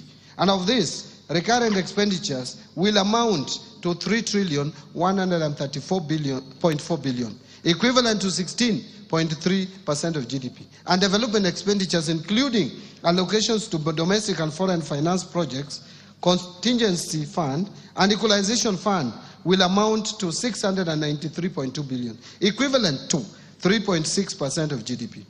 Total allocation to county governments is projected at 474.9 billion, of which equitable share is 405.1 billion. Fiscal deficit and financing. Mr. Speaker, the resultant fiscal deficit, including grants, is projected at 923.2 billion, which is equivalent to 4.8% of GDP, down from the estimated 997.5 billion, or 5.7% of GDP in financial year 2024-25. The fiscal deficit for the financial year 25-26 budget will be financed by net external borrowing of 287.7 billion, equivalent to 1.5% of GDP, and net domestic borrowing of 635.5 billion, which is equivalent to 3.3% of GDP. Public debt management. Mr. Speaker, Kenya's public debt is projected to remain with these sustainable levels over the medium term. In present value terms, the debt to GDP is projected to progressively decline from 63% in 2024 towards the debt anchor of 55% or minus 5% of GDP plus or minus 5% of GDP for 2028. To support the projected decline in debt levels, the National Treasury will continue implementing various reforms as guided by the medium-term debt management strategy, including liability management operations, continue pursuing use of concessional loans from multilateral, bilateral, and limited commercial sources such as international bond issuances. Additionally, reforms targeted to support domestic market development will eventually reduce the cost of public debt while sustaining fiscal consolidation efforts to ensure debt remains within sustainable levels. Further, the government will explore emerging funding instruments such as debt swaps, diaspora bonds, sustainability-linked bonds, and environmental, social, and governance debt instruments to fund budget deficit and manage public debt. This strategic approach will not only diversify our financing options, but also strengthen international partnerships and promote sustainable growth. Mr. Speaker and honorable members, the government is keen on sustaining transparency and improving efficiency on public debt service. To this end, the National Treasury is in the process of integrating the Commonwealth Meridian Debt Management System with the Integrated Financial Management Information System, IFMIS, and the core banking systems of Central Bank of Kenya. On public-private partnerships framework, Mr. Speaker, the government continues to strengthen the role of public-private partnerships in financing our development agenda. Currently, there are 32 PPP projects at various stages which are targeted to mobilize 70 billion shillings in the financial year 2025-2026 through private investments in priority sectors, including energy, water, housing, health, and transport. So, Mr. Speaker, to enhance transparency and accountability at all stages of project life cycle while implementing PPP, I recently issued a circular on mandatory disclosure requirements for all privately initiated proposals. This measure is part of our broader effort to strengthen the integrity of the PPP program and to ensure that private sector participation in public projects fosters public trust. Mr. Speaker, the National Treasury in May 2025 received the final report of the Committee of Experts on leveraging local financial markets for investment into public-private partnerships and implementation. The committee recommended the establishment and operationalization of PPP Implementation Trust Fund as the central mechanism for enhancing private sector participation in PPPs, particularly through institutional and retail entities. Additionally, Mr. Speaker, the PPP regulations under consideration by Parliament will enhance clarity around PPP processes, thereby enhancing efficiency and project delivery. This will also unlock a pipeline of county-level specific PPP projects in partnership with development partners. In strengthening public finance management reforms, number one is migration to accrual accounting. Mr. Speaker, to strengthen management of public resources, all government ministries, departments, and agencies adopted accrual accounting as of 1st July 2024. The first accrual-based financial statements are expected for the financial year ending 30th June 2025, which is a few days away.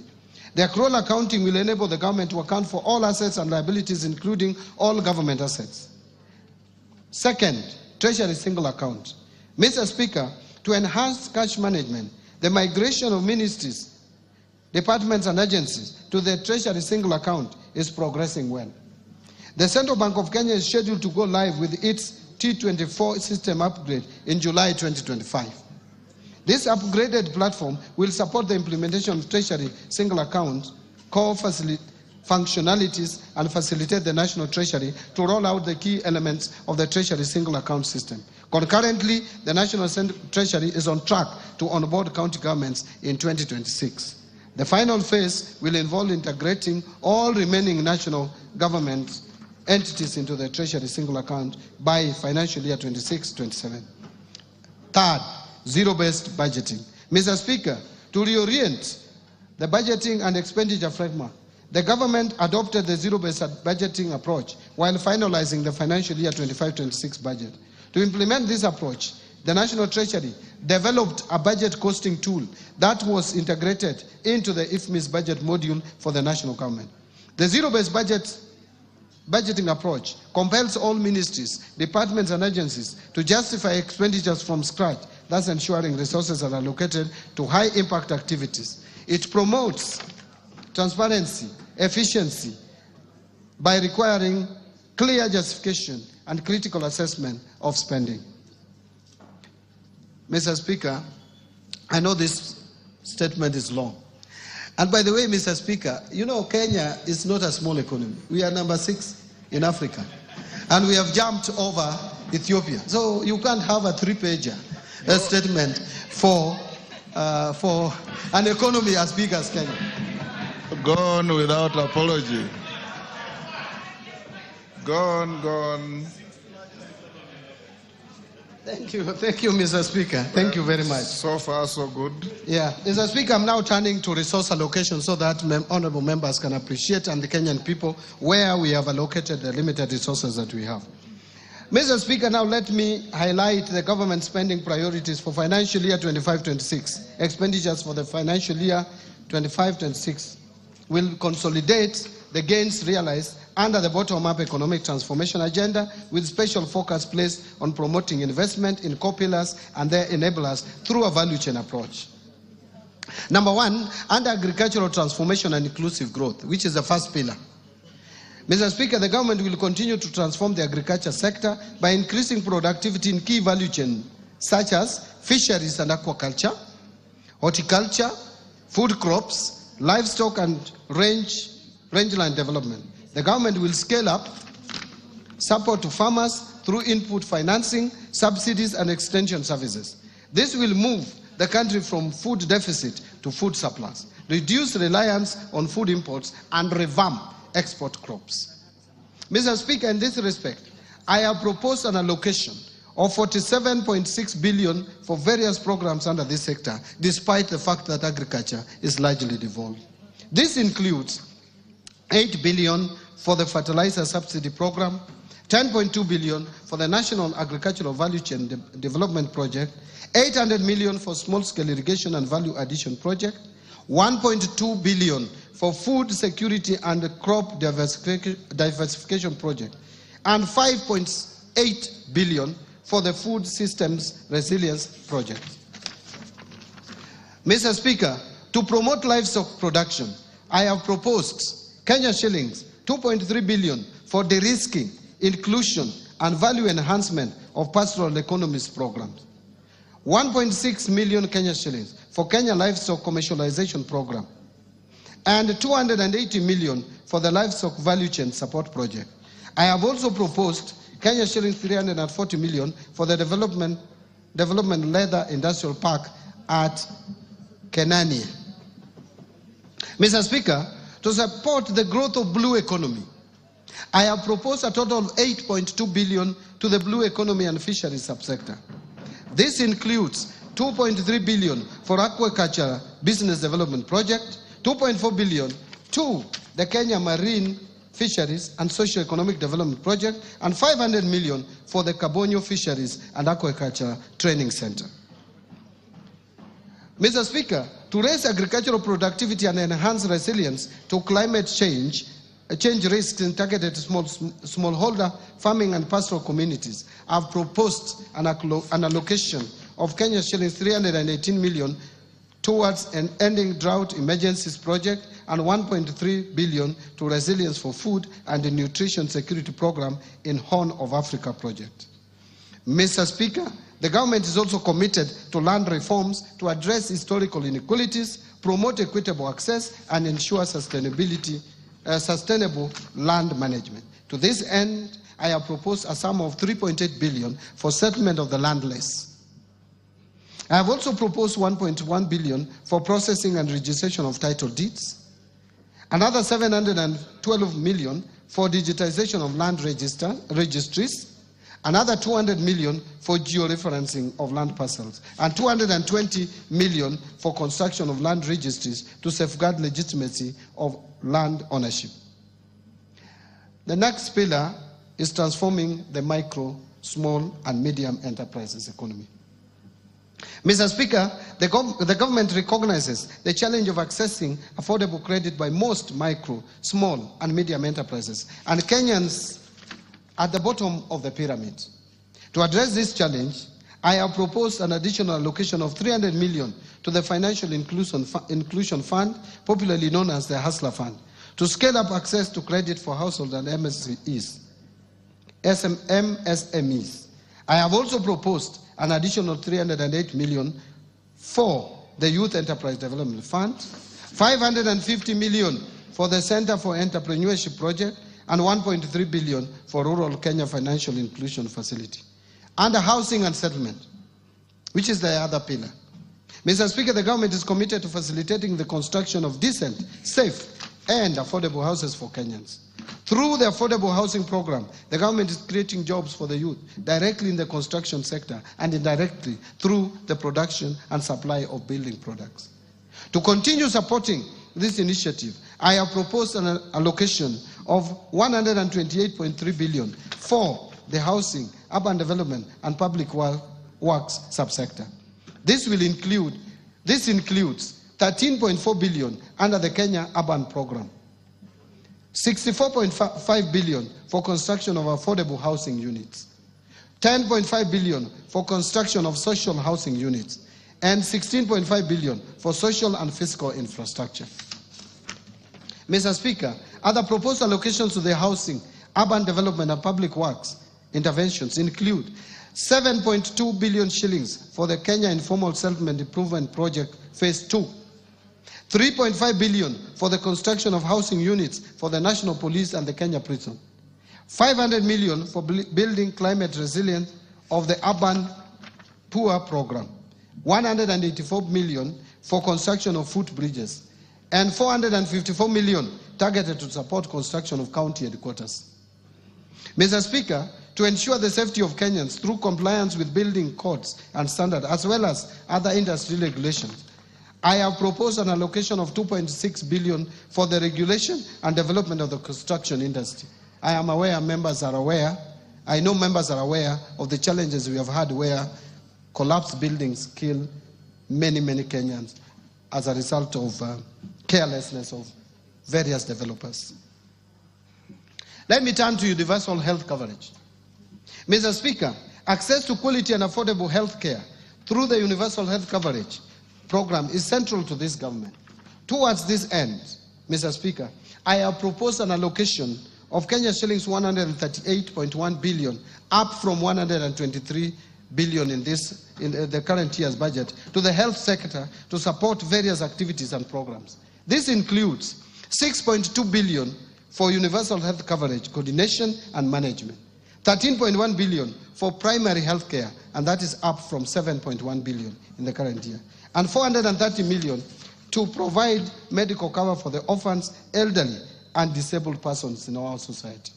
Mr. Speaker, to lower cases of HIV, AIDS, malaria, and tuberculosis, and enhance vaccines and immunization program in the country, I have proposed 17.3 billion for the Global Fund and Kenya shillings 4.6 billion for vaccines and immunization programs, respectively. Mr. Speaker, to enhance early diagnosis and management of cancer and reduce the burden of treatment of chronic and critical illnesses among Kenyans, I have proposed an allocation of 8 billion to the Emergencies, Chronic and Critical Illnesses Fund to be managed by SHA, and this has moved from 5 billion shillings in the current budget.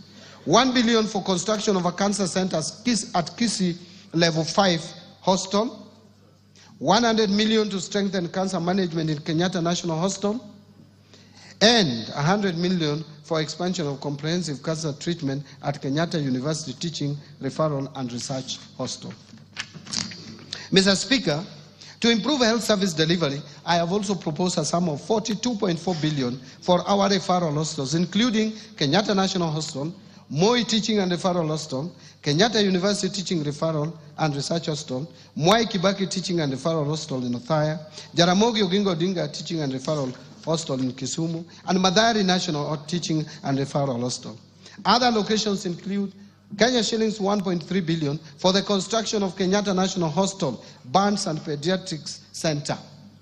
Mr. Speaker, I have also proposed 5.2 billion for Kenya Medical Supplies Agency to recapitalize it, 2.7 billion for the Kenya Medical Research Institute, 500 million for procurement of family planning and reproductive health commodities, and 300 million for procurement of equipment at the National Blood Transfusion Services.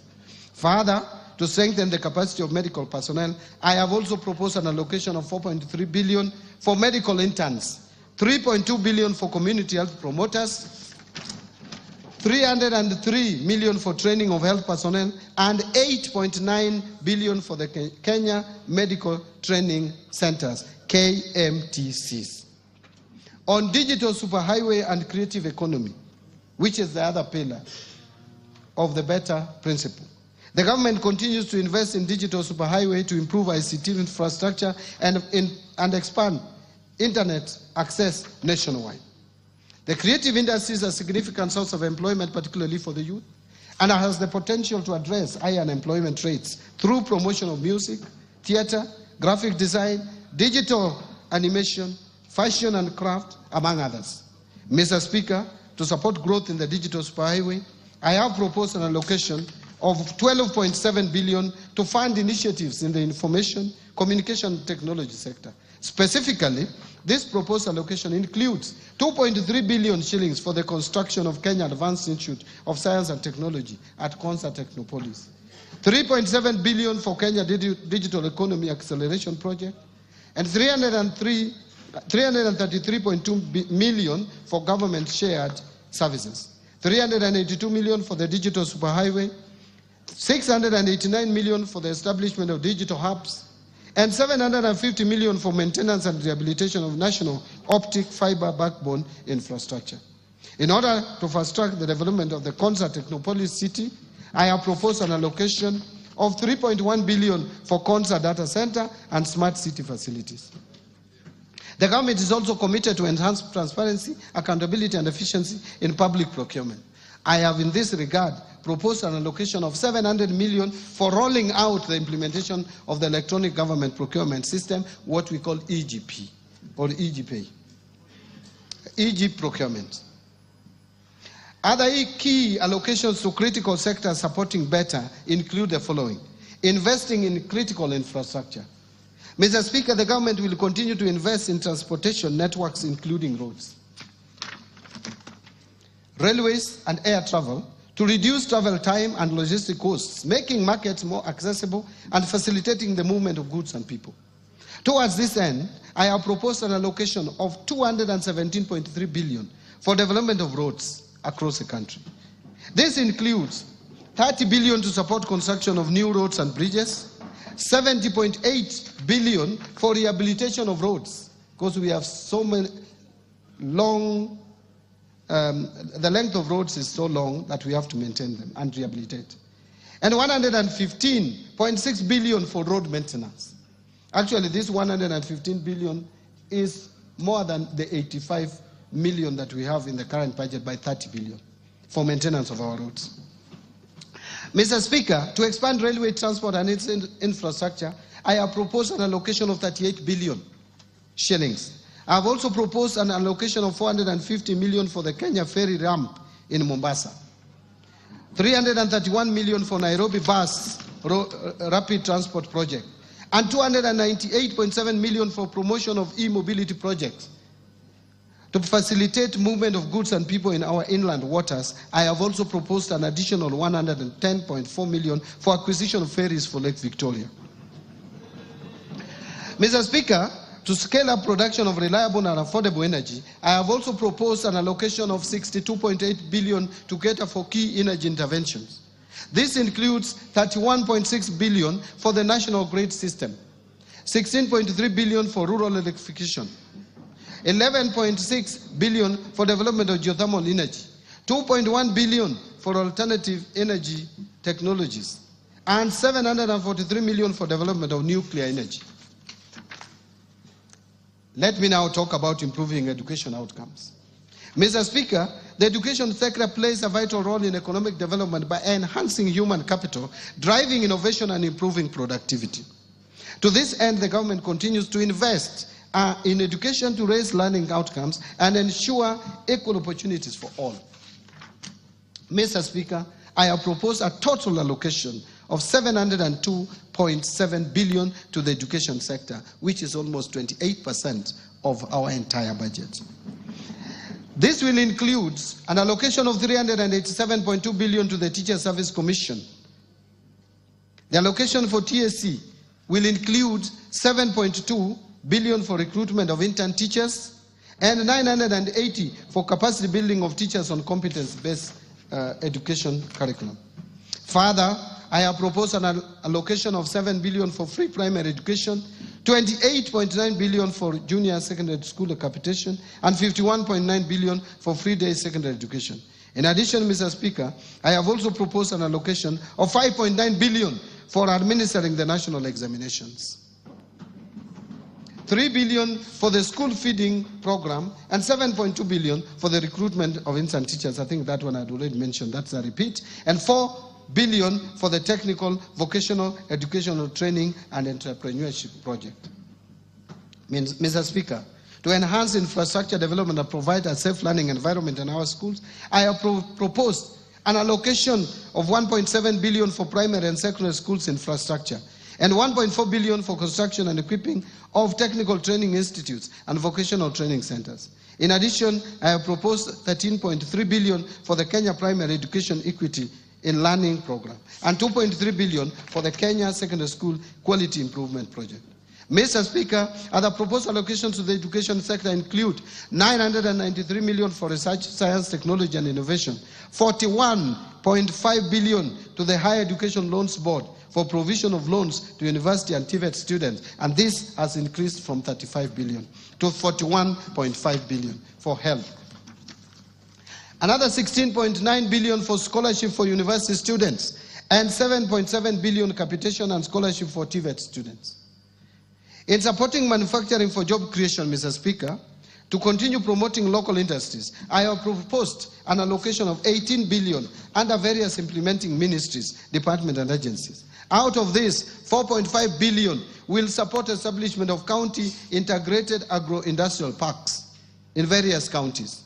2.8 billion for supporting access to finance and enterprise recovery, what we call SAFER project. 602 million for a development of Athi River Textile Hub. 705 million for establishment of flagship export processing zones hubs. 504 million for development of special economic zone textile park in Naivasha. And 798 million for Kenya jobs and economic transformation. Mr. Speaker, in order to revitalize and maximize the benefits from our cash crops, I have proposed 2 billion for coffee cherry revolving fund and another 2 billion for coffee debt waivers. This is up from the 3 billion that was allocated to this subsector in the last financial year's budget. Another 1.5 billion for sugar sector reforms and 120 million for modernization and revitalization of cotton ginneries, and 245 million for horticultural produce compliance enhancement project. Mr. Speaker, to support local production and processing of edible oils, I have proposed an allocation of 300 million for the National Edible Oil Crops Promotion Project. Mr. Speaker, to enhance milk processing, I have proposed an allocation of 400 million for excess milk mop-up and 150 million for modernization of milk processing factories in Runyenjes and Narok. Mr. Speaker, to equip our youth with essential training and internship opportunities in trade and industry, I have proposed an allocation of 330 million for the Kenya Industry and Entrepreneurship Project. Another 500 million for the construction of industrial research laboratories and 109 million for constituency industrial development centers.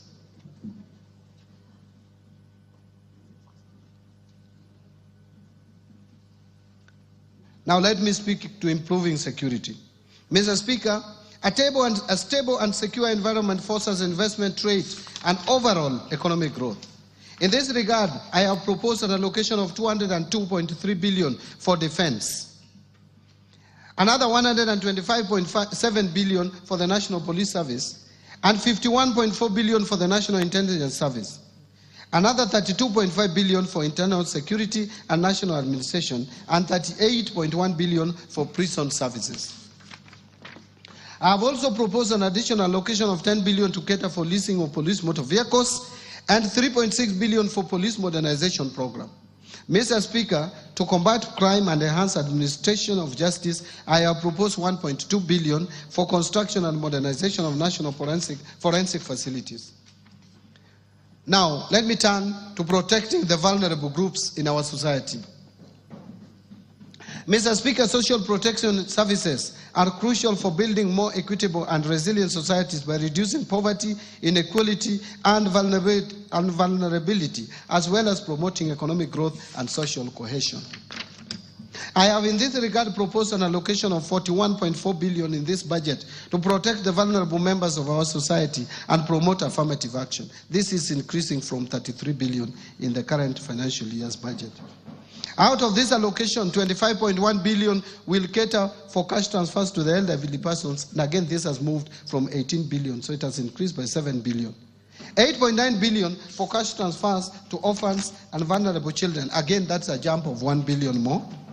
And 1.5 billion for cash transfers to persons living with disability. Again, this has been increased from 1.19 billion. Mr. Speaker, the proposed allocations also includes 3.9 billion for the Kenya Hunger Safety Net program, 450 million for the National Fund for the Disabled of Kenya. In addition, there is 600 million which will go to the Child Welfare Society of Kenya, 100 million for the Presidential Bursary for Orphans, 180 million for the Street Families Rehabilitation Trust Fund, and 90 million for the National Albinism Support Program, and finally 90 million for the National Autism Support Program. On equity, poverty reduction, women and youth empowerment. Mr. Speaker, unemployment remains one of the most persistent and challenging issues facing the country today. The challenge is not only about job creation, but also bringing the critical gap between education and employment and developing relevant skills for the modern economy. In order to empower the youth and support businesses owned by youth and women and to promote development in the constituencies, I have proposed 105.6 billion for these initiatives. This allocation includes 10 billion, I have proposed 105.6 billion, not million, for these initiatives.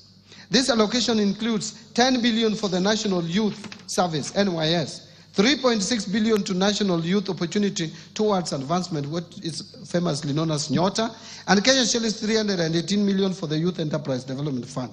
In addition, I have proposed 990 million for film development services. Mr. Speaker, to further empower our women and girls, I have proposed 353 million for the Women Enterprise Fund, 940 million for provision of sanitary towels to school-going girls, 254 million for strengthening prevention and response to gender-based violence in Kenya, 110 million for eradication of female genital mutilation, and 4 billion for the National Government Affirmative Action Fund, otherwise known as NGAF.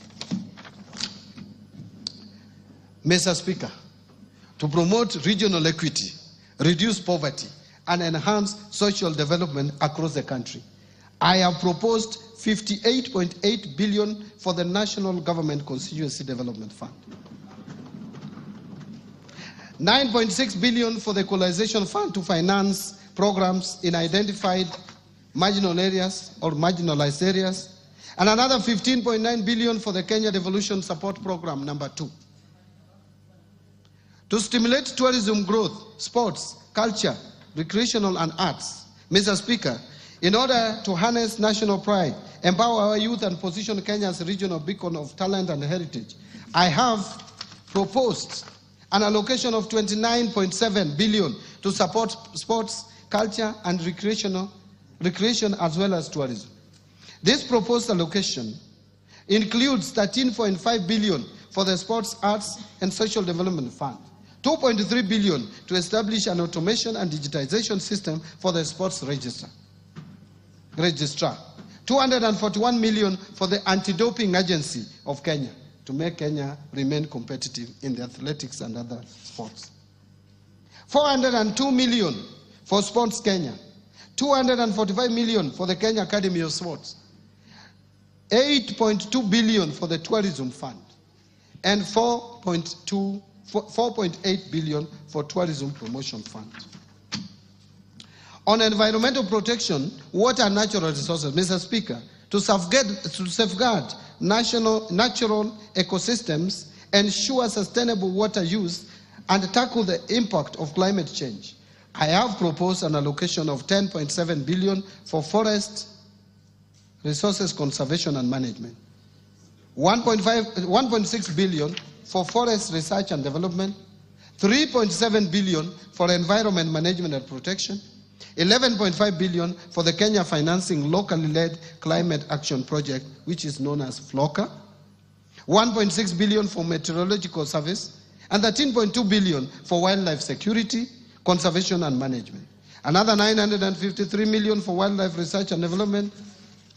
In addition, I have also proposed 1.1 billion for human wildlife conflict compensation and 950 million for wildlife insurance.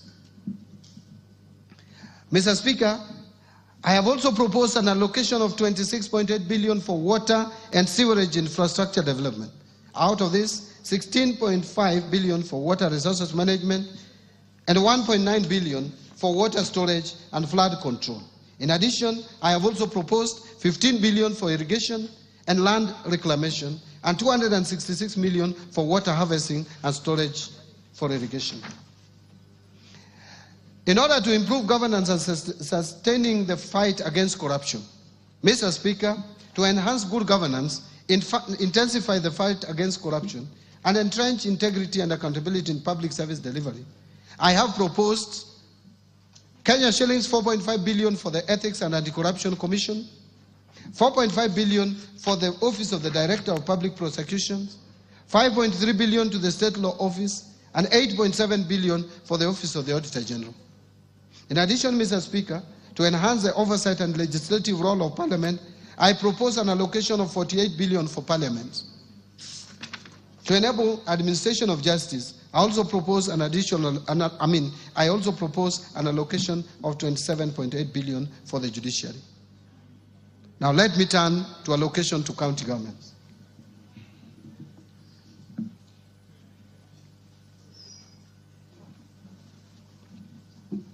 Mr. Speaker, to support devolution, county governments will receive 405.1 billion in the financial year 2025-2026 as an equitable share of revenue raised nationally, an increase of 17.6 billion from Kenya shillings 387.4 billion in financial year 24-25. The 405.1 billion represents 25.8% of the most recently audited revenues for financial year 2020-2021, way higher than the minimum of 15% prescribed in Article 203(2) of the Constitution. In order to ensure food and nutrition security, infrastructure development, improved water and sanitation systems, among others, county governments will receive an additional 69.8 billion as additional allocations. Equalization Fund. Mr. Speaker, to support implementation of projects in the marginalized areas, 7.85 billion has been proposed as an allocation to the Equalization Fund in the financial year 2025-2026, and an additional 2.74 billion to settle outstanding arrears owed to the fund. Mr. Speaker, now allow me to speak to measures to enhance county government's own source revenue. Mr. Speaker, the own source revenue policy recommended the development of a national framework legislation to regulate the introduction of taxes, fees, and charges by county governments. Consequently, the National Treasury and other stakeholders developed the County Government Revenue Raising Process Bill, which is currently before Parliament for consideration. Again, I urge the Honourable House to consider the bill and prioritize its enactment. Mr. Speaker, now let me turn to taxation measures. Mr. Speaker, I will now turn to tax policy measures supporting the financial year 2025-2026. These measures include proposals contained in the Finance Bill 2025, as well as the customs duty measures agreed upon by the East African Community Ministers for Finance during the East African Community pre-budget meeting held in May this year, which I personally attended. These measures are set to take effect from 1st July 2025. Mr. Speaker, the freedoms we enjoy in this country have not come easy. In the last couple of years, Kenyans have spoken clearly and loudly on the desired direction in development of policy and governance of taxation. In 2023, the minority side in Parliament, supported by the efforts of the then ODM chairman, protested against the Finance Act of 2023.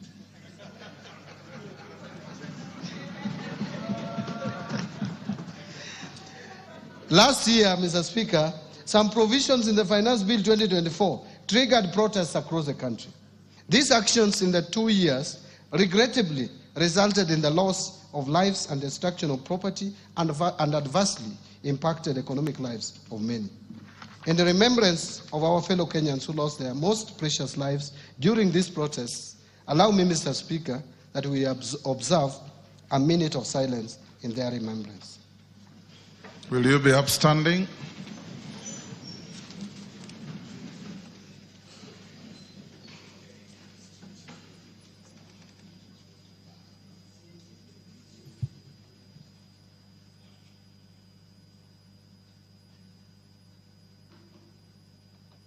May their souls continue resting in eternal peace. Thank you. Thank you, honorable members.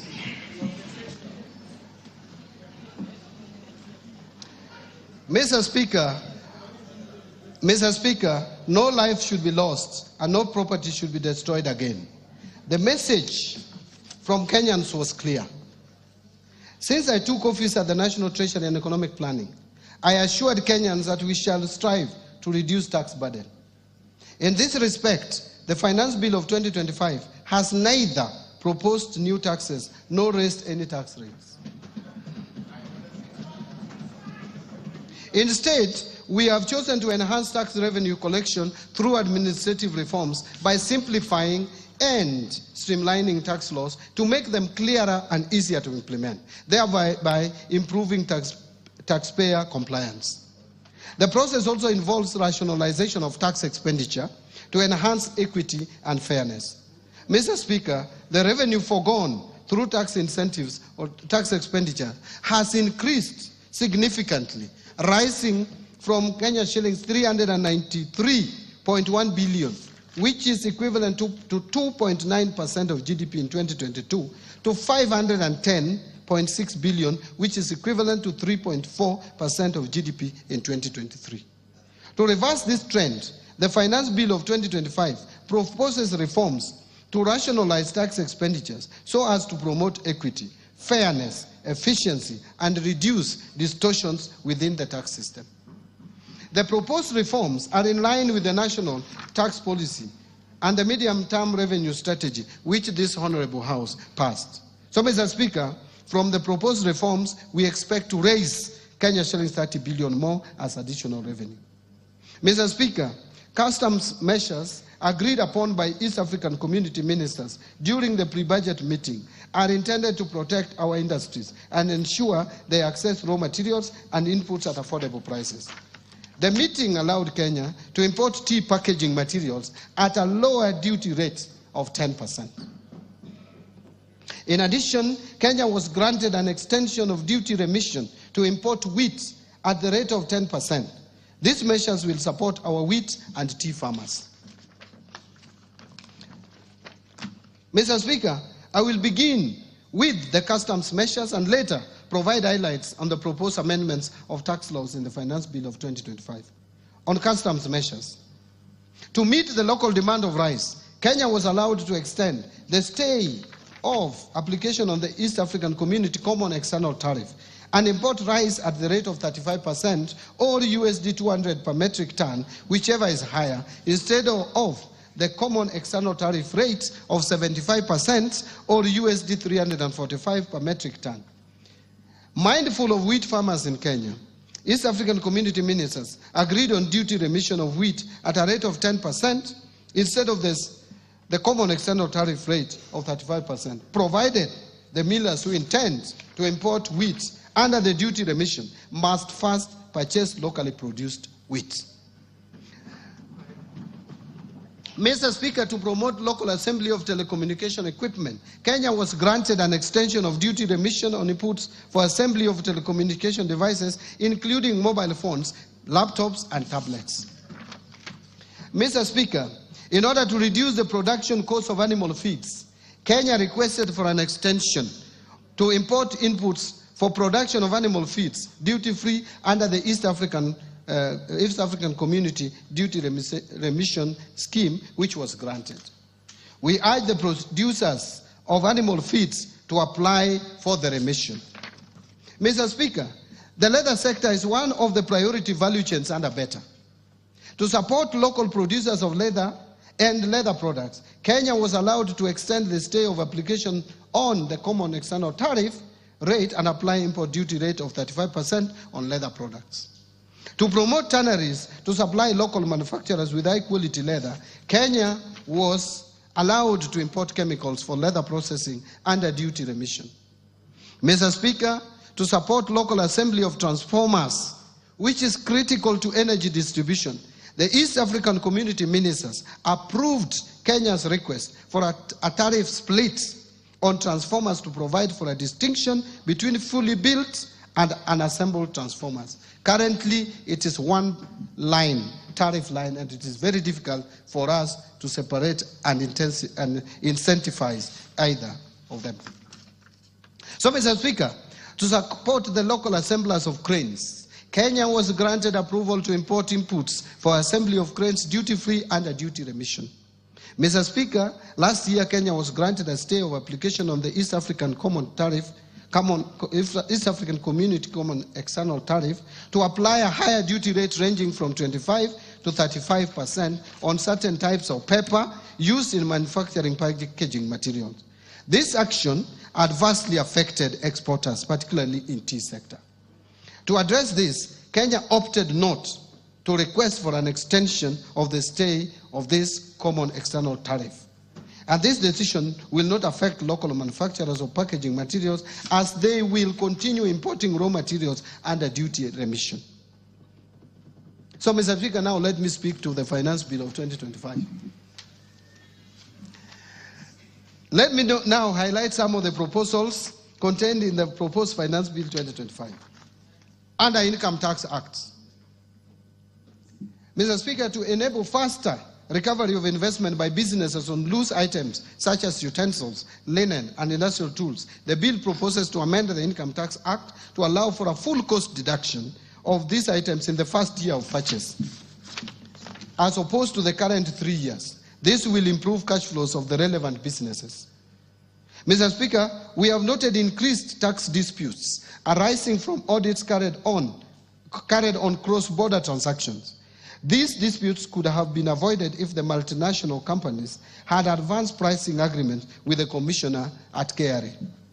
To address this gap, the bill is proposes to amend the Income Tax Act to empower the Commissioner to enter into advanced pricing agreements with multinational companies.